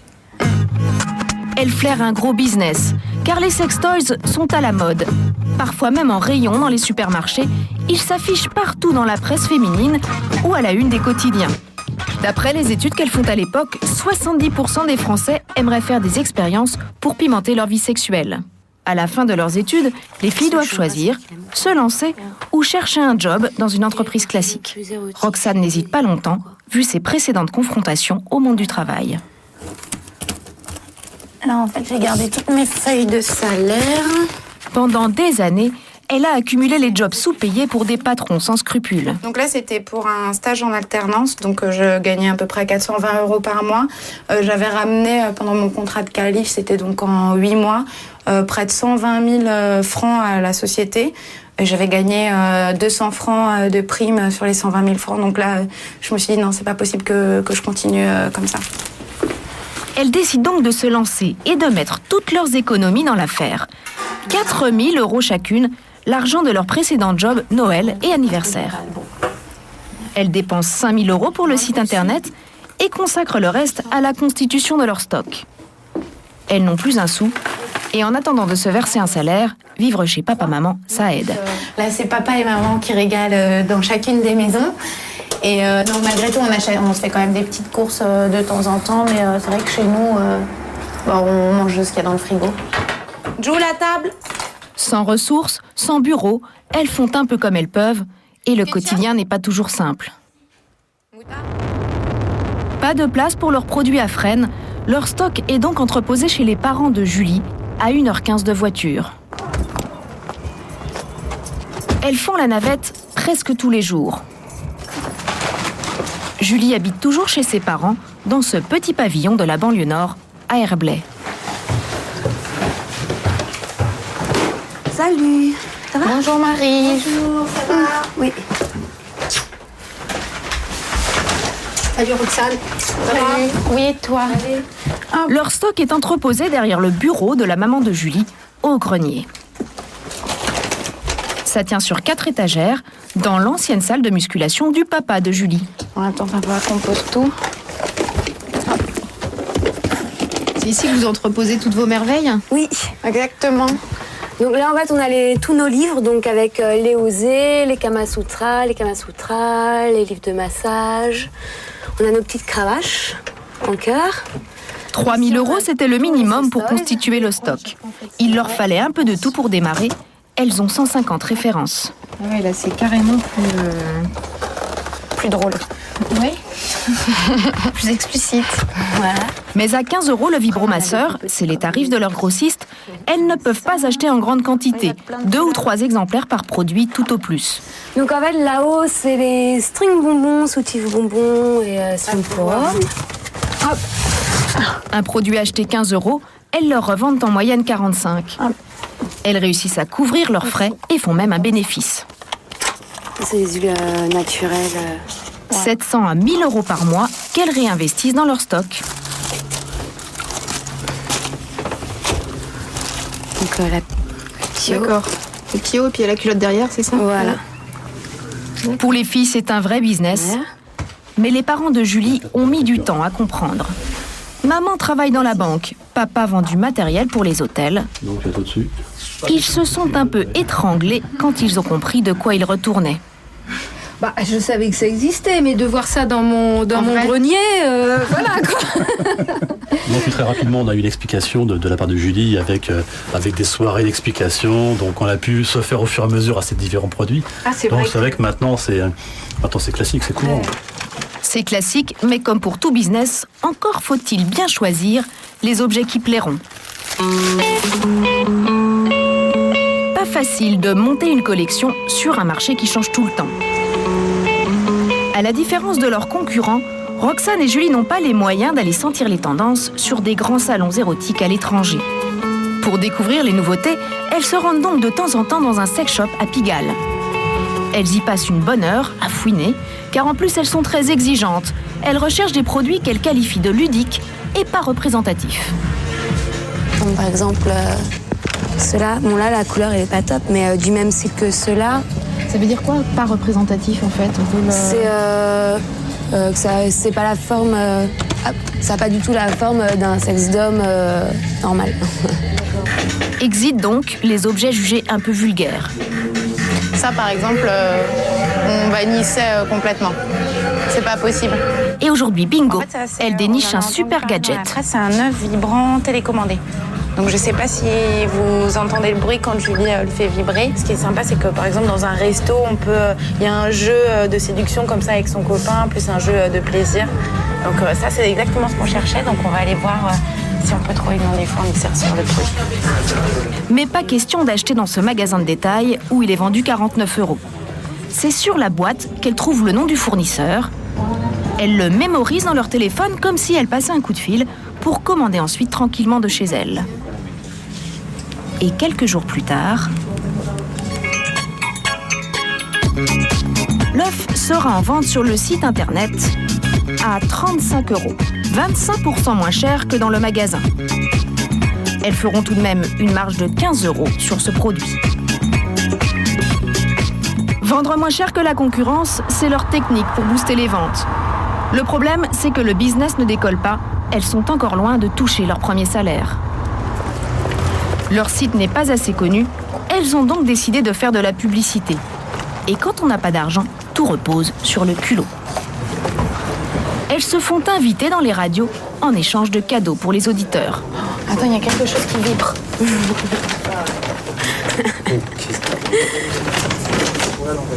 Qu'est-ce que c'est? Évidemment, avec leurs produits, elles sont très attendues. Une radio jeune, un public 15-30 ans et un animateur parfaitement calibré pour l'occasion. Bonjour. Bonjour. Parlons maintenant de ce qui marche bien. Les sextoys s'appelaient à On Koé. va ramener notre super cadeau. Ouais. Avec la lingerie bonbon. Oh, de la lingerie bleu, blanc, rouge. Oui, tu peux essayer un peu sur toi, parce que ça peut donner le soutien-gorge. Elles ont une demi-heure pour parler de leurs nouveaux produits, une quinzaine au total. Koé fera de la pub pour leur site. Il y en a combien à faire gagner? On en fait gagner combien? Plein. Allez, ça vous branche et pour vous pour votre couple et tout, ça vous fera du bien, ça va vous faire marrer. Il faut jouer sur le charme tout en restant pro. Ce genre de choses, est-ce que vous avez déjà vu? C'est un zizi en plastique transparent. Exactement. Ici, on a un petit bouton, donc on l'allume, et là, ça vient vibrer au niveau du clitoris.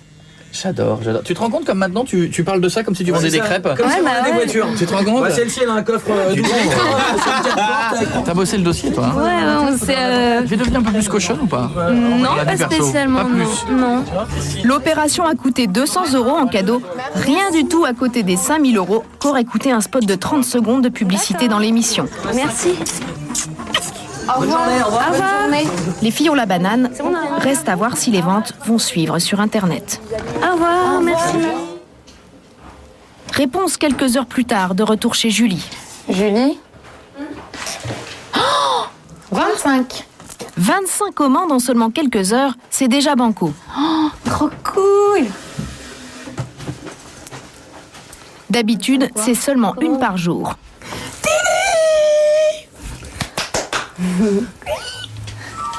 Les produits dont elles ont parlé à la radio ont cartonné. Une commande à 99 € et d'autres plus modestes. Un string femme foot, 11 € et des lubrifiants pour 21 €. Résultat des courses. Ça nous fait au total 436 € pour une journée. Donc en espérant qu'on va avoir d'autres commandes, soit dans la soirée, soit même dans la semaine. Les commandes vont partir le jour même. Si Roxane en espère d'autres, c'est que l'opération n'a pas été aussi rentable. Elles ont fait 200 € de cadeaux à la radio pour 436 € de commandes. Ça reste du gagne petit. Depuis février, elles font en moyenne 2500 € de chiffre d'affaires chaque mois. Trop peu. Et en plus, la concurrence fait rage sur Internet.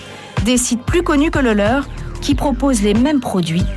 On y retrouve par exemple l'œuf télécommandé ou encore le canard, sans parler de tous les autres joujoux qu'elles n'ont pas encore. Les filles vont devoir se creuser la tête pour se démarquer et pour cela, elles vont aller chercher de l'aide. Roxane et Julie ont rendez-vous aujourd'hui, comme tous les mois, dans le 13e arrondissement. Bonjour. Et vous? Mathias Monribaud est un businessman qui a fait fortune en revendant son affaire. Il vit aujourd'hui de conseils financiers et il investit dans des startups. Il a mis 1500 € dans l'affaire des filles et possède aujourd'hui 10% de leur société. Il les conseille en tant qu'associé et se donne 3 ans pour gagner de l'argent avec elles. Est-ce qu'il est possible de trouver un créateur de lingerie, ça je vous ai posé la question plusieurs fois, qui puisse faire en marque blanche, c'est-à-dire qui dessine en fait des modèles pour vous, On les fasse fabriquer. et que vous les fassiez fabriquer. On n'a pas encore trouvé. Ouais, parce que je pense qu'il faut...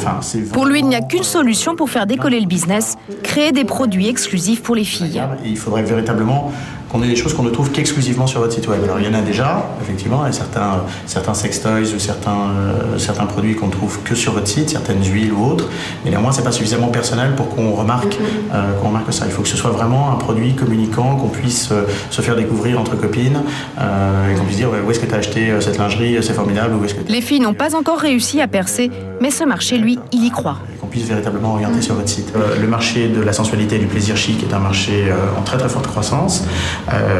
Les grands magasins l'ont compris, certains créateurs l'ont compris. Donc il y a véritablement un créneau déjà exploité outre-Manche et outre-Atlantique de manière très intelligente. Donc il y a un énorme potentiel de développement effectivement sur le plan commercial. Ils seraient même prêts à avancer 3000 € pour financer le produit qu'elles doivent inventer, à condition qu'elles bossent et reviennent d'ici un mois avec des propositions concrètes. En attendant, il faut continuer à soutenir les ventes. Tous les premiers jeudis de chaque mois, elles ont leurs habitudes dans un bar du 11e arrondissement. Regardez, vous allez être un peu surpris, vous inquiétez pas, il n'est pas usagé, il est tout neuf. Il y a un drapeau qui Certains jours, Roxane et Julie sont sur la brèche plus de 15 heures. Ah non, c'est trop marrant, tu mets ça dans tes pattes. En général, le contact est facile. Oh d'accord, il y en a qui aiment bien, il y en a qui aiment bien. Put your hands on. Mais Mais c'est plutôt un succès d'estime. It's really delicious for women.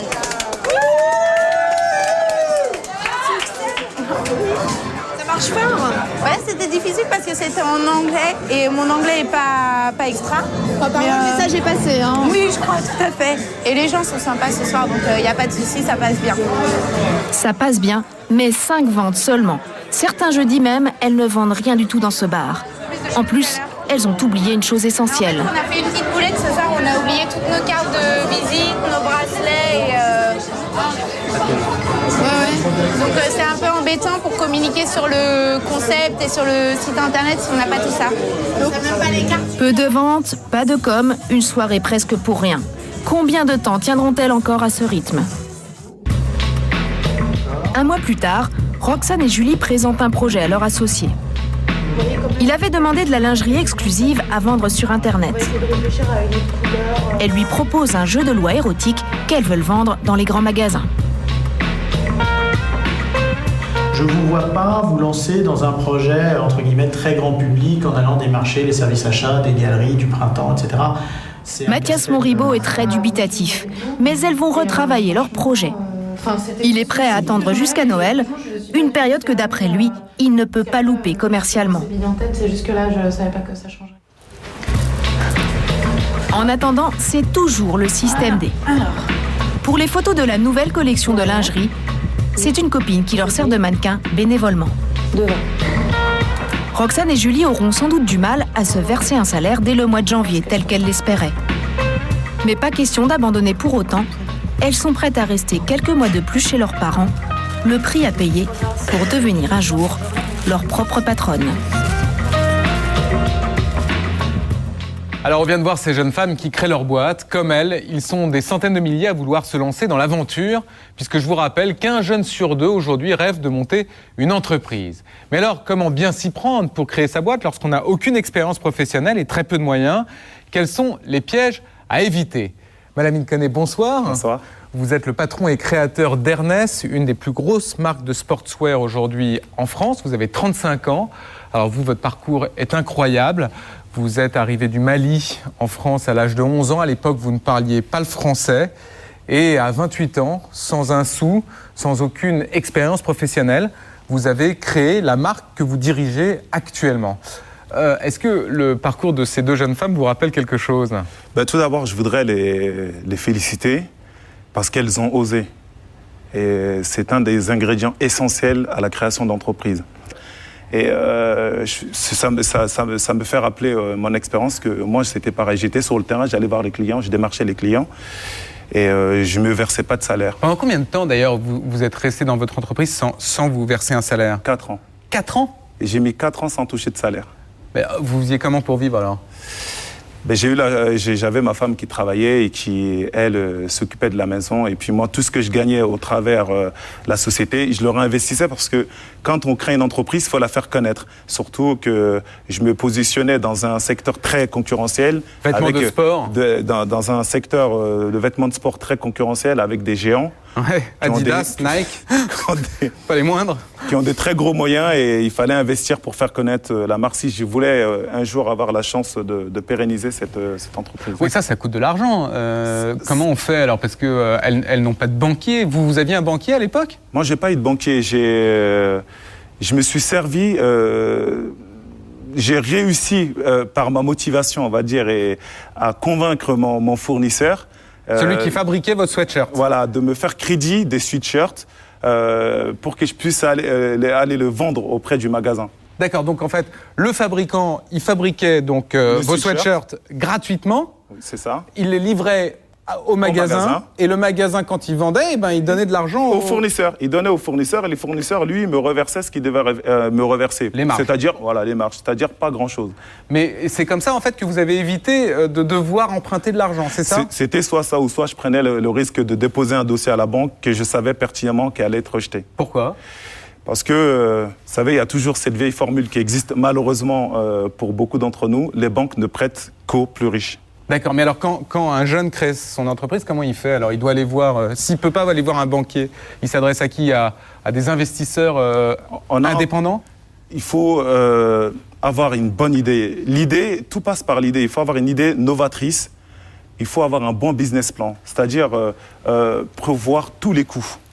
Combien va coûter le projet, quel produit on va vendre, connaître son marché, connaître sa clientèle, à combien on va acheter le produit, à combien on va le revendre et qu'est-ce qu'on risque de gagner. D'accord. Et une fois que vous avez ça, qui va vous prêter de l'argent? Quand on a ça, on peut soit démarcher une banque dans l'espoir d'obtenir un prêt, c'est peu probable, ou soit des investisseurs. Ce sont des personnes qui croient au projet et qui sont prêts à mettre de l'argent. Et devenir actionnaire de l'entreprise. Plus que de l'argent, ces personnes-là peuvent aussi mettre aussi l'organisation tout autour. Oui, des conseillers, comptables, des juristes, etc. Exactement, des juristes et tout pour mieux encadrer la société. Bon, en tout cas, merci pour cet éclairage, Mme Incone. Merci. Alors, on vient de le voir, créer sa boîte, ça fait rêver beaucoup de gens. En même temps, aujourd'hui, l'immense majorité des jeunes qui démarrent dans la vie active débutent avec un emploi de salarié. Alors, si on regarde les secteurs qui recrutent le plus, on s'aperçoit qu'il y a d'abord les services aux entreprises, comme par exemple la sécurité ou le nettoyage, qui vont recruter 240 000 personnes cette année. Il y a ensuite l'hôtellerie et la restauration, qui ont besoin de 190 000 personnes. Il y a le secteur du commerce, qui recherche 175 000 personnes. Et enfin, la construction, le BTP, qui a besoin de 135 000 personnes. Voilà donc où se trouvent actuellement les gisements d'emploi. Mais le problème, c'est que cette réalité ne correspond pas forcément aux aspirations des jeunes, aux rêves des jeunes. Aujourd'hui, les secteurs qui les attirent le plus, ce sont la fonction publique, la communication, l'informatique ou le secteur médico-social. Alors, par médico-social, on entend tous ceux qui viennent en aide aux autres, que ce soit chez nous, à l'hôpital, ou à des milliers de kilomètres d'ici, dans l'humanitaire.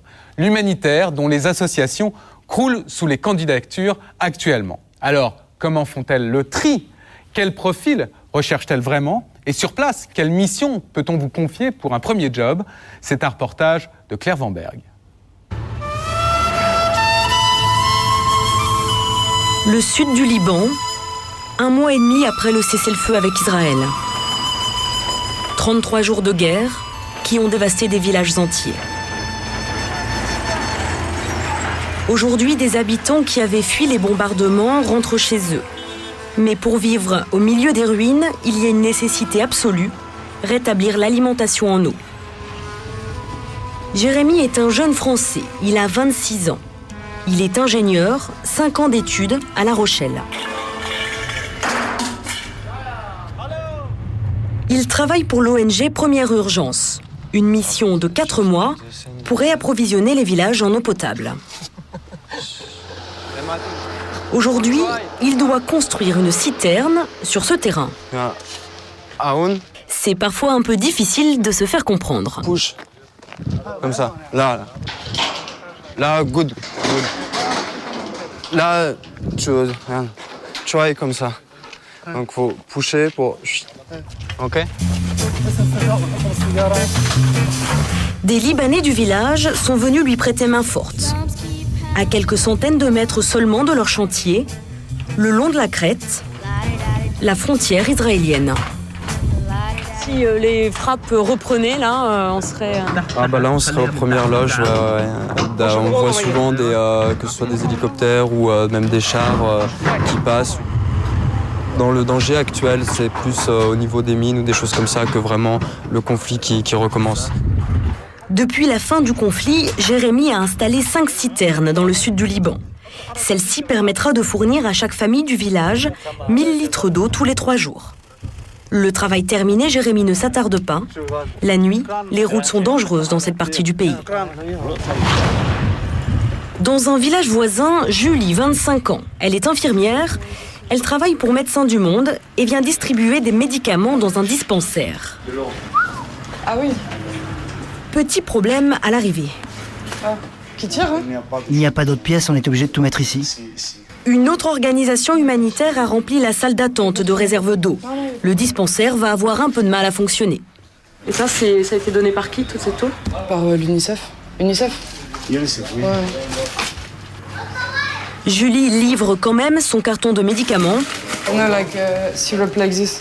Et puisqu'elle est venue avec, elle va laisser le petit cadeau qu'elle avait prévu, même s'il ne sert plus à grand-chose, un filtre à eau. Ça, vous l'utiliserez quand il n'y aura plus d'eau minérale. Mineral water. Comme Julie et Jérémy, beaucoup de jeunes Français sont tentés aujourd'hui par les métiers de l'humanitaire. Un secteur qui embauche en permanence. Oui, on est là, Itel Jebel.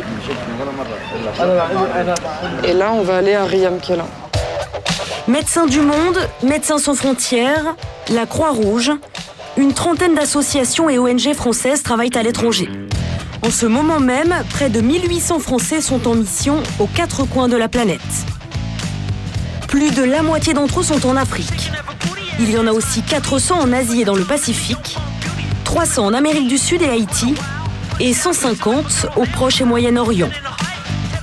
Des métiers utiles et valorisants, des voyages au bout du monde, mais une sélection de plus en plus rude. Alors comment entre-t-on dans une ONG ? Peut-on vivre de son engagement ? À quoi ressemble aujourd'hui le travail de ces expatriés ?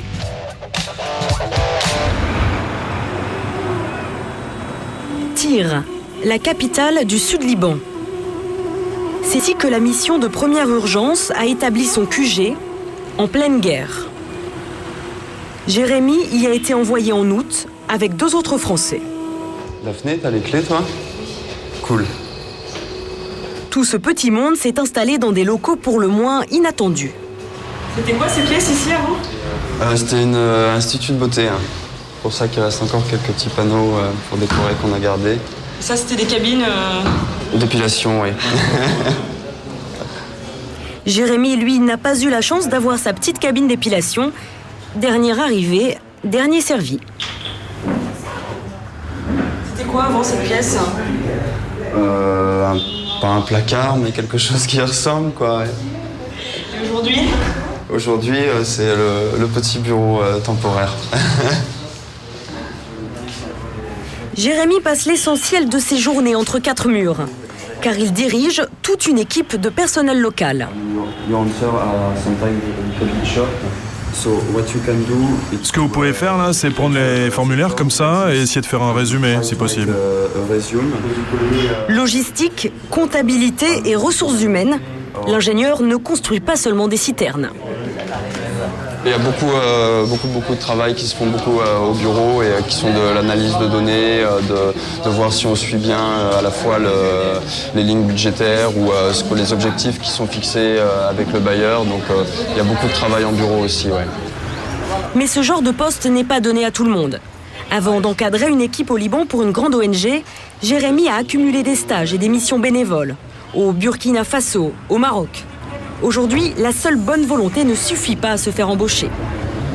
Je voyais ça un peu comme tout le monde, hein, plus comme effectivement, c'est parti, je veux vous aider, j'ai mon sac à dos qui est prêt, mais finalement, ça se fait pas comme ça, ouais. Parce qu'on a toujours l'impression que les humanitaires recherchent des bras, recherchent du monde.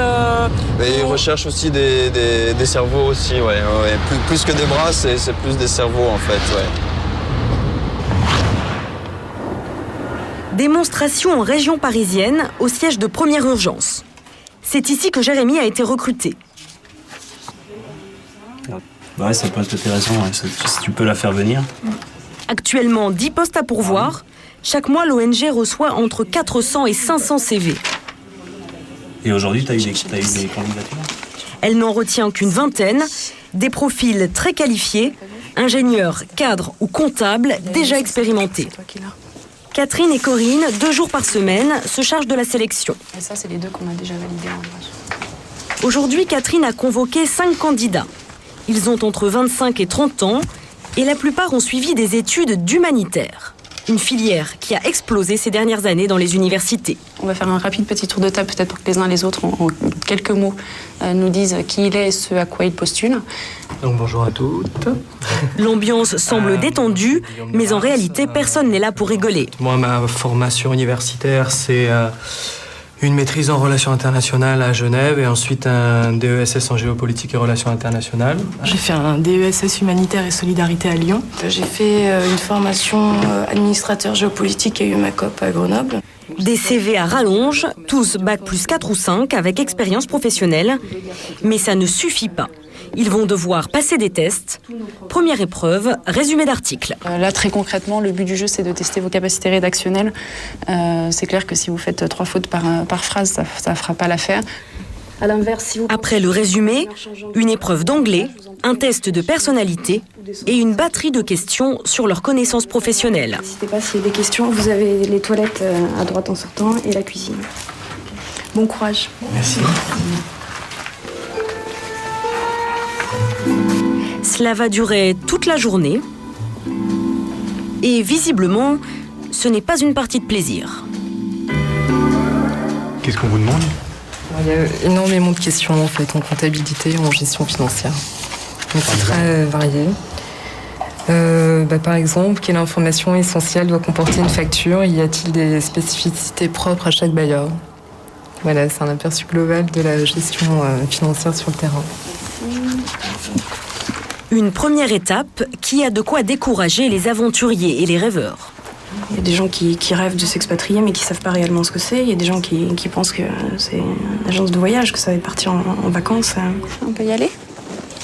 Et pour mieux connaître leur motivation, tout se termine par un entretien.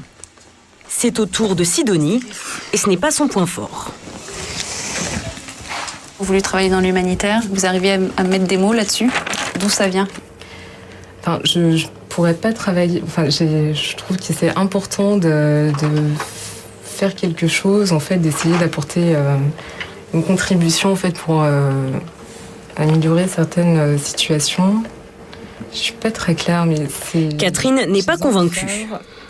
La réaction à chaud, c'est peut-être un beau potentiel, mais elle a vraiment beaucoup de mal à mettre des mots sur tout ce qu'elle ressent, sur tout ce qu'elle a vécu, sur tout ce qu'elle a fait. Je lui ai demandé de m'expliquer en détail quel était son parcours. Elle passait de là à là, puis à là. J'arrivais pas à suivre. Donc elle est pas claire dans son parcours. Elle est pas claire dans ce qu'elle est capable de faire. Voilà. Donc tout ça, j'ai un peu du mal. Merci beaucoup. Bonne soirée, bon retour. À l'issue de la journée, un candidat sur 2 sera retenu. Un recrutement aussi sélectif que dans une entreprise classique. Que peuvent espérer les heureux lauréats ? Quel salaire, quel contrat offrent ces ONG ? Retour au Liban, à Beyrouth. Médecins du Monde a entreposé ses médicaments dans une crèche. Aujourd'hui, c'est ici que travaille Julie, la jeune infirmière. Son job, trier le stock. Ouais, c'est sympathique, quoi. C'est rigolo comme lieu de travailler entre les dessins d'enfants. Et voilà, c'est marrant, quoi. C'est assez improbable, mais c'est rigolo. Elle passe beaucoup de temps ici à préparer des commandes qui seront expédiées dans les villages détruits. Pas grand-chose à voir avec l'image de l'infirmière qui pense les plaies sur le terrain. On pense pas souvent à cette facette-là quand on parle de métier de l'humanitaire. Ah, quoi, faire des cartons? Gérer des stocks, faire les cartons, c'est vrai que... Ah ouais, non, mais ça, c'est une vraie réalité du terrain, par contre. C'est vrai qu'on n'y pense pas souvent, mais par contre, ça fait vraiment partie du boulot, quoi. Et le déménageur aussi. Ouais. Pour se lancer dans l'humanitaire, Julie a démissionné de son poste d'infirmière dans un hôpital parisien. Elle était en CDI et gagnait 1 600 € par mois. Aujourd'hui, elle n'a plus du tout le même statut. Elle est volontaire, un contrat spécial pour les humanitaires. Pendant leur mission, ils bénéficient d'une protection sociale et d'une indemnité. Julie gagne en tout 1 200 € par mois. Ça lui convient. Moi, j'estime pas avoir besoin de plus pour le moment, quoi. Donc j'ai pas de soucis particuliers vis-à-vis de ça. Le côté matériel ou financier, moi, c'est pas ce que je recherche du tout, quoi. Ou alors c'est que je me serais vraiment trompée, quoi. La différence avec un contrat classique, ses revenus ne sont pas imposables. En revanche, elle ne cotise pas aux ACEDIC. Si tu rentres là, t'as droit à quoi? Bah rien. Non, j'ai droit à rien. La vie au Liban ne lui coûte rien. Elle est nourrie, logée par son ONG. Ici, il y a un salon. Elle partage cet appartement avec 2 collègues. Avec, quand même, parce que ça, c'est important. Petit balcon. Pour le petit café le matin. L'appartement est confortable, mais pas immense. Elles sont 2 dans la même chambre. On travaille au même bureau, on travaille sur le même projet. Et on dort dans la même chambre. Mais ça se passe super, quoi. Donc. L'argent qu'elle gagne ici l'aidera à tenir quelques semaines quand elle rentrera en France. D'autres sont plus gâtés. Pour attirer les meilleurs candidats, certaines ONG font monter les enchères. Fin de journée à Tyr. En sortant du bureau, Jérémy est passé acheter son pain. Pour un peu, il se croirait chez lui à Nantes. C'est assez agréable ici, ouais. Comment vous dites entre vous? Mission cocotier, ouais. Ça veut dire quoi? Bon, c'est un petit peu le cadre de vie est agréable. Et Jérémy a beaucoup de chance. Il a décroché un CDD qui lui donnera droit aux acédiques en rentrant en France. Tout l'argent gagné ici, c'est pour son bas de laine. Moi, je suis payé 1 300 € et c'est de l'argent que je touche pas du tout. Donc ça veut dire que tous les mois, je mets 1 300 € de côté. Je pense pas qu'il y ait beaucoup de gens en France, même qui gagnent 3 000 €, qui peuvent se permettre de faire autant d'économies. Il touche en plus 550 € par mois pour les repas. Et comme Julie, il est logé par son ONG avec des collègues. Mais lui a sa propre chambre. Il fait quelle taille cet appartement? Oh, là, on doit être dans du 150, 180 mètres carrés, quelque chose comme ça, oui. Mais c'est... Non, mais pour le Liban, c'est un appartement normal. On est loin de l'image de l'humanitaire sous la tente. Voilà, complètement. Ouais, non, généralement, on est toujours logé dans des bonnes conditions qui permettent aussi de se reposer, de faire le point et de travailler plus efficacement aussi, ouais. Quand sa mission s'achèvera, il touchera même une prime de fin de contrat de 500 €. Mais pour lui, la plus grande récompense est ailleurs, sur le terrain. Depuis qu'il est arrivé, il a rétabli l'eau potable dans une trentaine de villages du sud du Liban. Régulièrement, avec les employés de son ONG, il revient dans ces villages pour remplir les citernes. Il voit les habitants se réinstaller. Dites-lui bien que l'eau est potable, parce qu'on met du chlore dedans. Elle peut même cuisiner avec. Mineral water. Jour après jour, la vie reprend, un peu grâce à lui. Je vous remercie beaucoup. Ce que vous faites nous aide beaucoup. Votre venue ici vaut tout l'or du monde. Et de voir les gens nous remercier comme ça, c'est toujours agréable. Enfin, c'est vraiment là qu'on se dit, ok, on a vraiment fait quelque chose, on a participé à ça. Jérémy est au Liban jusqu'à la fin du mois de novembre. Après, il a déjà trouvé une autre mission. Il partira en République démocratique du Congo. On le disait tout à l'heure au début de l'émission, en France, le taux de chômage des jeunes est l'un des plus élevés en Europe. Conséquence, un grand nombre de jeunes diplômés n'ont pas d'autre choix que de faire un stage pour mettre un pied dans l'entreprise. Alors, si pour la plupart d'entre eux c'est une formidable opportunité, le stage est aussi devenu un piège. Certaines boîtes n'hésitent pas à profiter de ces jeunes sous-payés pour les faire travailler comme de véritables salariés. Je vous propose maintenant de découvrir une réalité cachée du monde du travail. Il s'agit d'un sujet tabou. C'est une enquête de Fabien Vincent, à voir ou à revoir.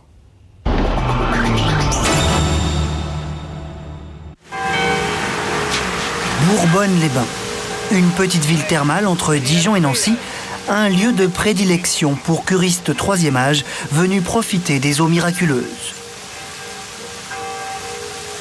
Au Laurier Rose, un hôtel 2 étoiles, on dresse le couvert. Le patron, Yves Escudier, est un professionnel énergique et pointilleux.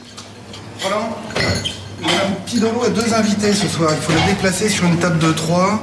Cet été, en plus de ses 11 salariés, Monsieur Escudier peut compter sur 2 serveurs très motivés. Magali Hiro, 19 ans, et Roland Favreau, 22 ans. Ils sont prêts à tout pour faire plaisir au patron. Mettez-la au fond. Et vous sortez son portable. Roland a pris très vite les bonnes habitudes de la maison. Par exemple, connaître par cœur les petites manies des clients de l'hôtel. Pour ne pas faire de gaffe, il doit s'assurer que Monsieur Consigny est bien placé face à Madame Barton. Ou que cette bouteille de vin rouge entamée a toujours pour propriétaire un certain Monsieur Mazorel. C'est vraiment une pension de famille, quoi. Enfin, c'est un peu ça, oui. Messieurs, est-ce qu'on peut ouvrir? C'est à ce prix qu'Yves Escudier conserve depuis des décennies une clientèle d'habitués. Je vais ouvrir les portes au fond et là, ça va être le rush. Les clients veulent vite dîner. Dans 1 heure, ils ont leur feuilleton télé. Roland et Magali n'avaient jamais connu l'ambiance stressée du coup de feu, avec 70 clients qui attendent leurs assiettes. Ils n'avaient jamais travaillé jusqu'à 22 heures. C'est leur premier vrai contact avec le monde du travail. 3 qui passent, Manu, un gratin de moule, une cassolette d'escargot, une croustade paysanne, une tête de veau, un filet de dorade. Ils courent et ils ne coûtent pas cher. 300 € par mois. Magali et Roland, ce sont les stagiaires. Le stage en entreprise. Chaque année, c'est un passage obligé dans le parcours de 500 000 étudiants en France. Les entreprises n'en ont jamais accueilli autant. Cette expérience est-elle profitable? Au Laurier Rose, comme dans toutes les entreprises qui reçoivent des stagiaires, c'est donnant-donnant. Magali, étudiante BTS Bac+2 en gestion hôtelière, et son patron ont passé un contrat. Donc voilà la convention, ça s'appelle une convention de stage. La convention de stage, c'est le seul document légal passé entre eux. Le stagiaire ne touche pas un salaire, mais seulement une gratification. Elle est plafonnée à un montant maximum, autour de 300 € par mois. Le patron n'en fait pas mystère. Des jeunes qualifiés, payés 3 fois moins cher que des vrais salariés, c'est très rentable pour lui.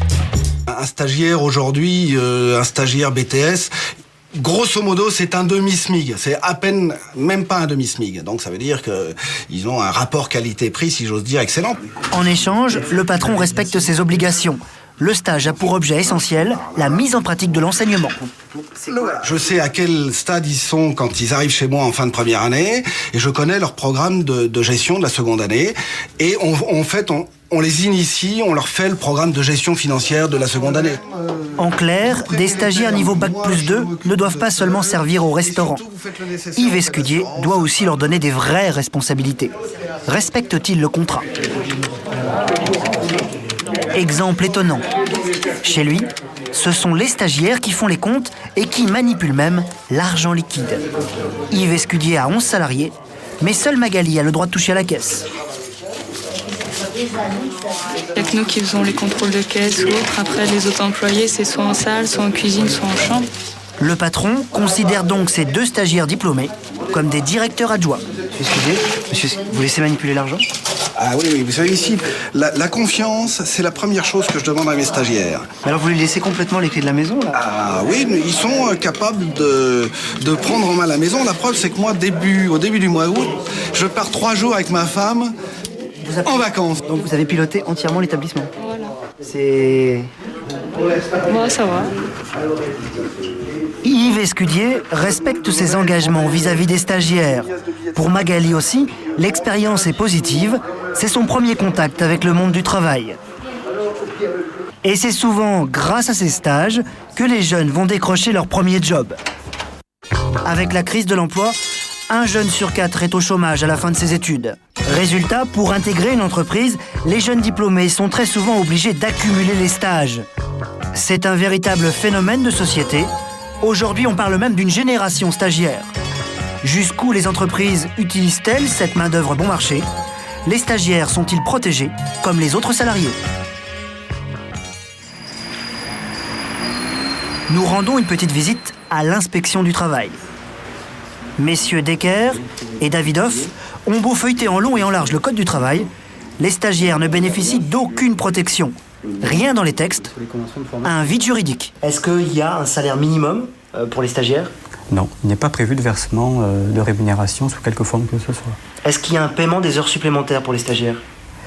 Un stagiaire n'est pas censé faire des heures supplémentaires. Et s'il y a des heures supplémentaires, est-ce qu'elles doivent être payées?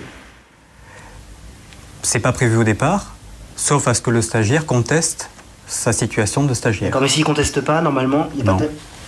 Est-ce que dans une entreprise, il y a un nombre de stagiaires maximum par rapport à l'effectif à ne pas dépasser? Non. Alors, certaines entreprises en profitent et commettent des abus. Sur Internet, nous découvrons des centaines de propositions d'un genre nouveau. Les stagiaires exécutent maintenant de vraies missions. Exemple, analyste financier, expert sécurité, conseiller immobilier et même gardien d'immeuble. Les entreprises veulent aussi s'offrir des super diplômés Bac+5, mais payés 30% du SMIC. Parmi toutes ces annonces, celle-ci a retenu notre attention. Ça ne s'invente pas, cette entreprise propose à des stagiaires de devenir recruteurs. Durée, 6 mois minimum. Indemnité, celle d'une convention normale, 300 € par mois. En fait, c'est Stéphane, 22 ans, diplômé d'une école de commerce, qui nous a mis sur la piste de cette petite annonce. Il s'agit en réalité d'une véritable boîte à stagiaires. Stéphane a passé 4 mois dans cette entreprise. Il décrit tout un système organisé pour exploiter une main-d'œuvre bon marché. On voit qu'il y a beaucoup de monde. On se demande si on est le seul stagiaire. On voit qu'on a à peu près tous le même âge. Et très vite, on se rend compte que toutes les autres personnes sont des stagiaires. C'est-à-dire toutes les autres personnes? Que 80% de la boîte est composée de stagiaires. Mais alors, les stagiaires font un vrai travail dans cette entreprise? C'est eux la plus-value, en fait, de cette entreprise. Le chiffre d'affaires se fait sur les stagiaires. Que sur les stagiaires. Ça paraît incroyable. Nous téléphonons au patron de Stéphane pour lui demander de répondre. Il refuse toute demande d'interview. Ce que je vous propose de faire, c'est de nous accueillir pour une interview, un tournage au sein de votre entreprise. J'ai pas envie que vous me filmez ça m'intéresse pas. Alors, nous sommes allés voir dans cette entreprise, dans la peau d'un stagiaire. Arnaud, un jeune diplômé, a accepté de jouer pour nous un petit rôle. Nous l'avons équipé d'une caméra cachée.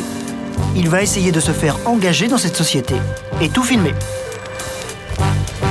Plongé de l'intérieur, dans une entreprise qui doit sa réussite à son armée de stagiaires. Le siège social de l'entreprise en banlieue parisienne occupe tout un immeuble. Les affaires sont en plein boom, 30% de croissance par trimestre. Tout d'abord, Arnaud a rendez-vous pour l'entretien d'embauche. Il n'a aucune compétence pour travailler ici.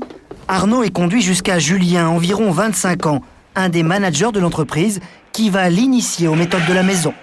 Bonjour. Arnaud. Bien, enchanté. On est très speed, très push, très dynamique. Il faut avoir envie de faire un stage où il y a du boulot. Et moi, ce que je veux savoir, c'est est-ce que vous avez vraiment envie de bosser? Ça ne m'intéresse pas de prendre quelqu'un en stage pour considérer comme un stagiaire. Je veux que vous ayez le niveau d'un chargé de recrutement. En l'occurrence, quand vous finissez votre stage chez je veux que vous soyez meilleur que n'importe quel chargé de recrutement en France. Le business model c'est les stagiaires. Donc c'est ça le principe. Oh, c'est bien. Enfin, c'est bien. C'est cadré. Au bout de quelques minutes, Arnaud est embauché pour 300 € par mois.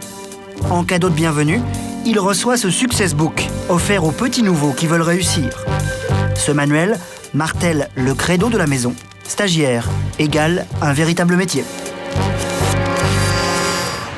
3 jours plus tard, costume-cravate, Arnaud commence son stage. Il n'est pas au bout de ses peines. Bonne journée les enfants. Le nouveau stagiaire n'est pas affecté au siège de l'entreprise, mais sur un autre site, dans Paris. À l'angle de ces deux rues, on dirait une boutique. Quelles vont être ses conditions de travail? Les bureaux ont plutôt l'air modernes et lumineux. Bonjour, je viens voir Julien. C'est ça, je vais aller le chercher. Merci. Seulement, quand Arnaud retrouve Julien, son manager, il apprend qu'il ne travaillera pas dans ses bureaux qui présentent bien. Descends en bas, quand t'as l'équipe en bas. Les stagiaires sont installés au sous-sol, en bas de l'escalier. Environ 30 mètres carrés sans fenêtre. Toute l'équipe que dirige Julien, le seul employé en CDI. Mirana. Enchanté. Bonjour. Claire. Total, 9 stagiaires s'entassent dans ce sous-sol exigu. Tous sont diplômés, minimum bac+3. Tous sont payés 30% du SMIC. Les plus anciens sont là depuis 1 an. Arnaud est confié à Martine, la stagiaire la plus expérimentée. Elle doit lui apprendre son nouveau métier, le recrutement par téléphone. Toute la journée, Martine appelle des demandeurs d'emploi dont elle a trouvé le CV sur Internet. Directeur régional. Vous avez terminé vos études? Mets le haut-parleur et apprends-moi. Et vous faisiez quoi comme études? Martine travaille pour les clients du cabinet, surtout des chaînes d'hypermarchés. Elle recrute des caissières, des chefs de rayon. Elle doit trouver le bon candidat par téléphone. C'est encore en CDD, en intérim, c'est quoi? C'est en CDD. 2 ou 3 questions, c'est vite vu. Elle ne perd pas de temps. Elle doit en appeler le plus possible. C'est un travail d'abattage. T'es recruteur. T'es stagiaire recruteur, quand même. Et en plus, Martine a la pression. Car regardez bien au-dessus d'elle, sur le mur, ce grand tableau blanc fixe les objectifs. Il comporte le prénom de chaque stagiaire et les recrutements réussis. Attention, selon Stéphane qui est passé par là, Martine peut passer un sale quart d'heure. Qu'autre chose. Chaque personne a des objectifs. Le patron féliciter tous les stagiaires qui avaient atteint leur objectif et dénigrer tous les autres pour certains, tu n'es bon à rien, t'es un tocard, t'as rien compris, c'est pas comme ça qu'il faut faire, il va falloir que tu fasses mieux. Normalement, le travail de recruteur demande des compétences. Mais le patron a tout prévu pour les petits nouveaux.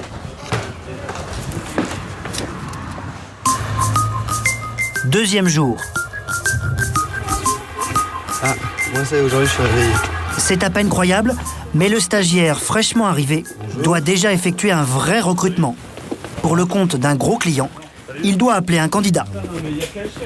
Oui, bonjour monsieur de l'agence cabinet de recrutement. D'accord. En ligne, un cadre expérimenté, la cinquantaine. Pour ne pas perdre la face, Arnaud suit ligne à ligne le modèle d'entretien prévu pour les stagiaires débutants.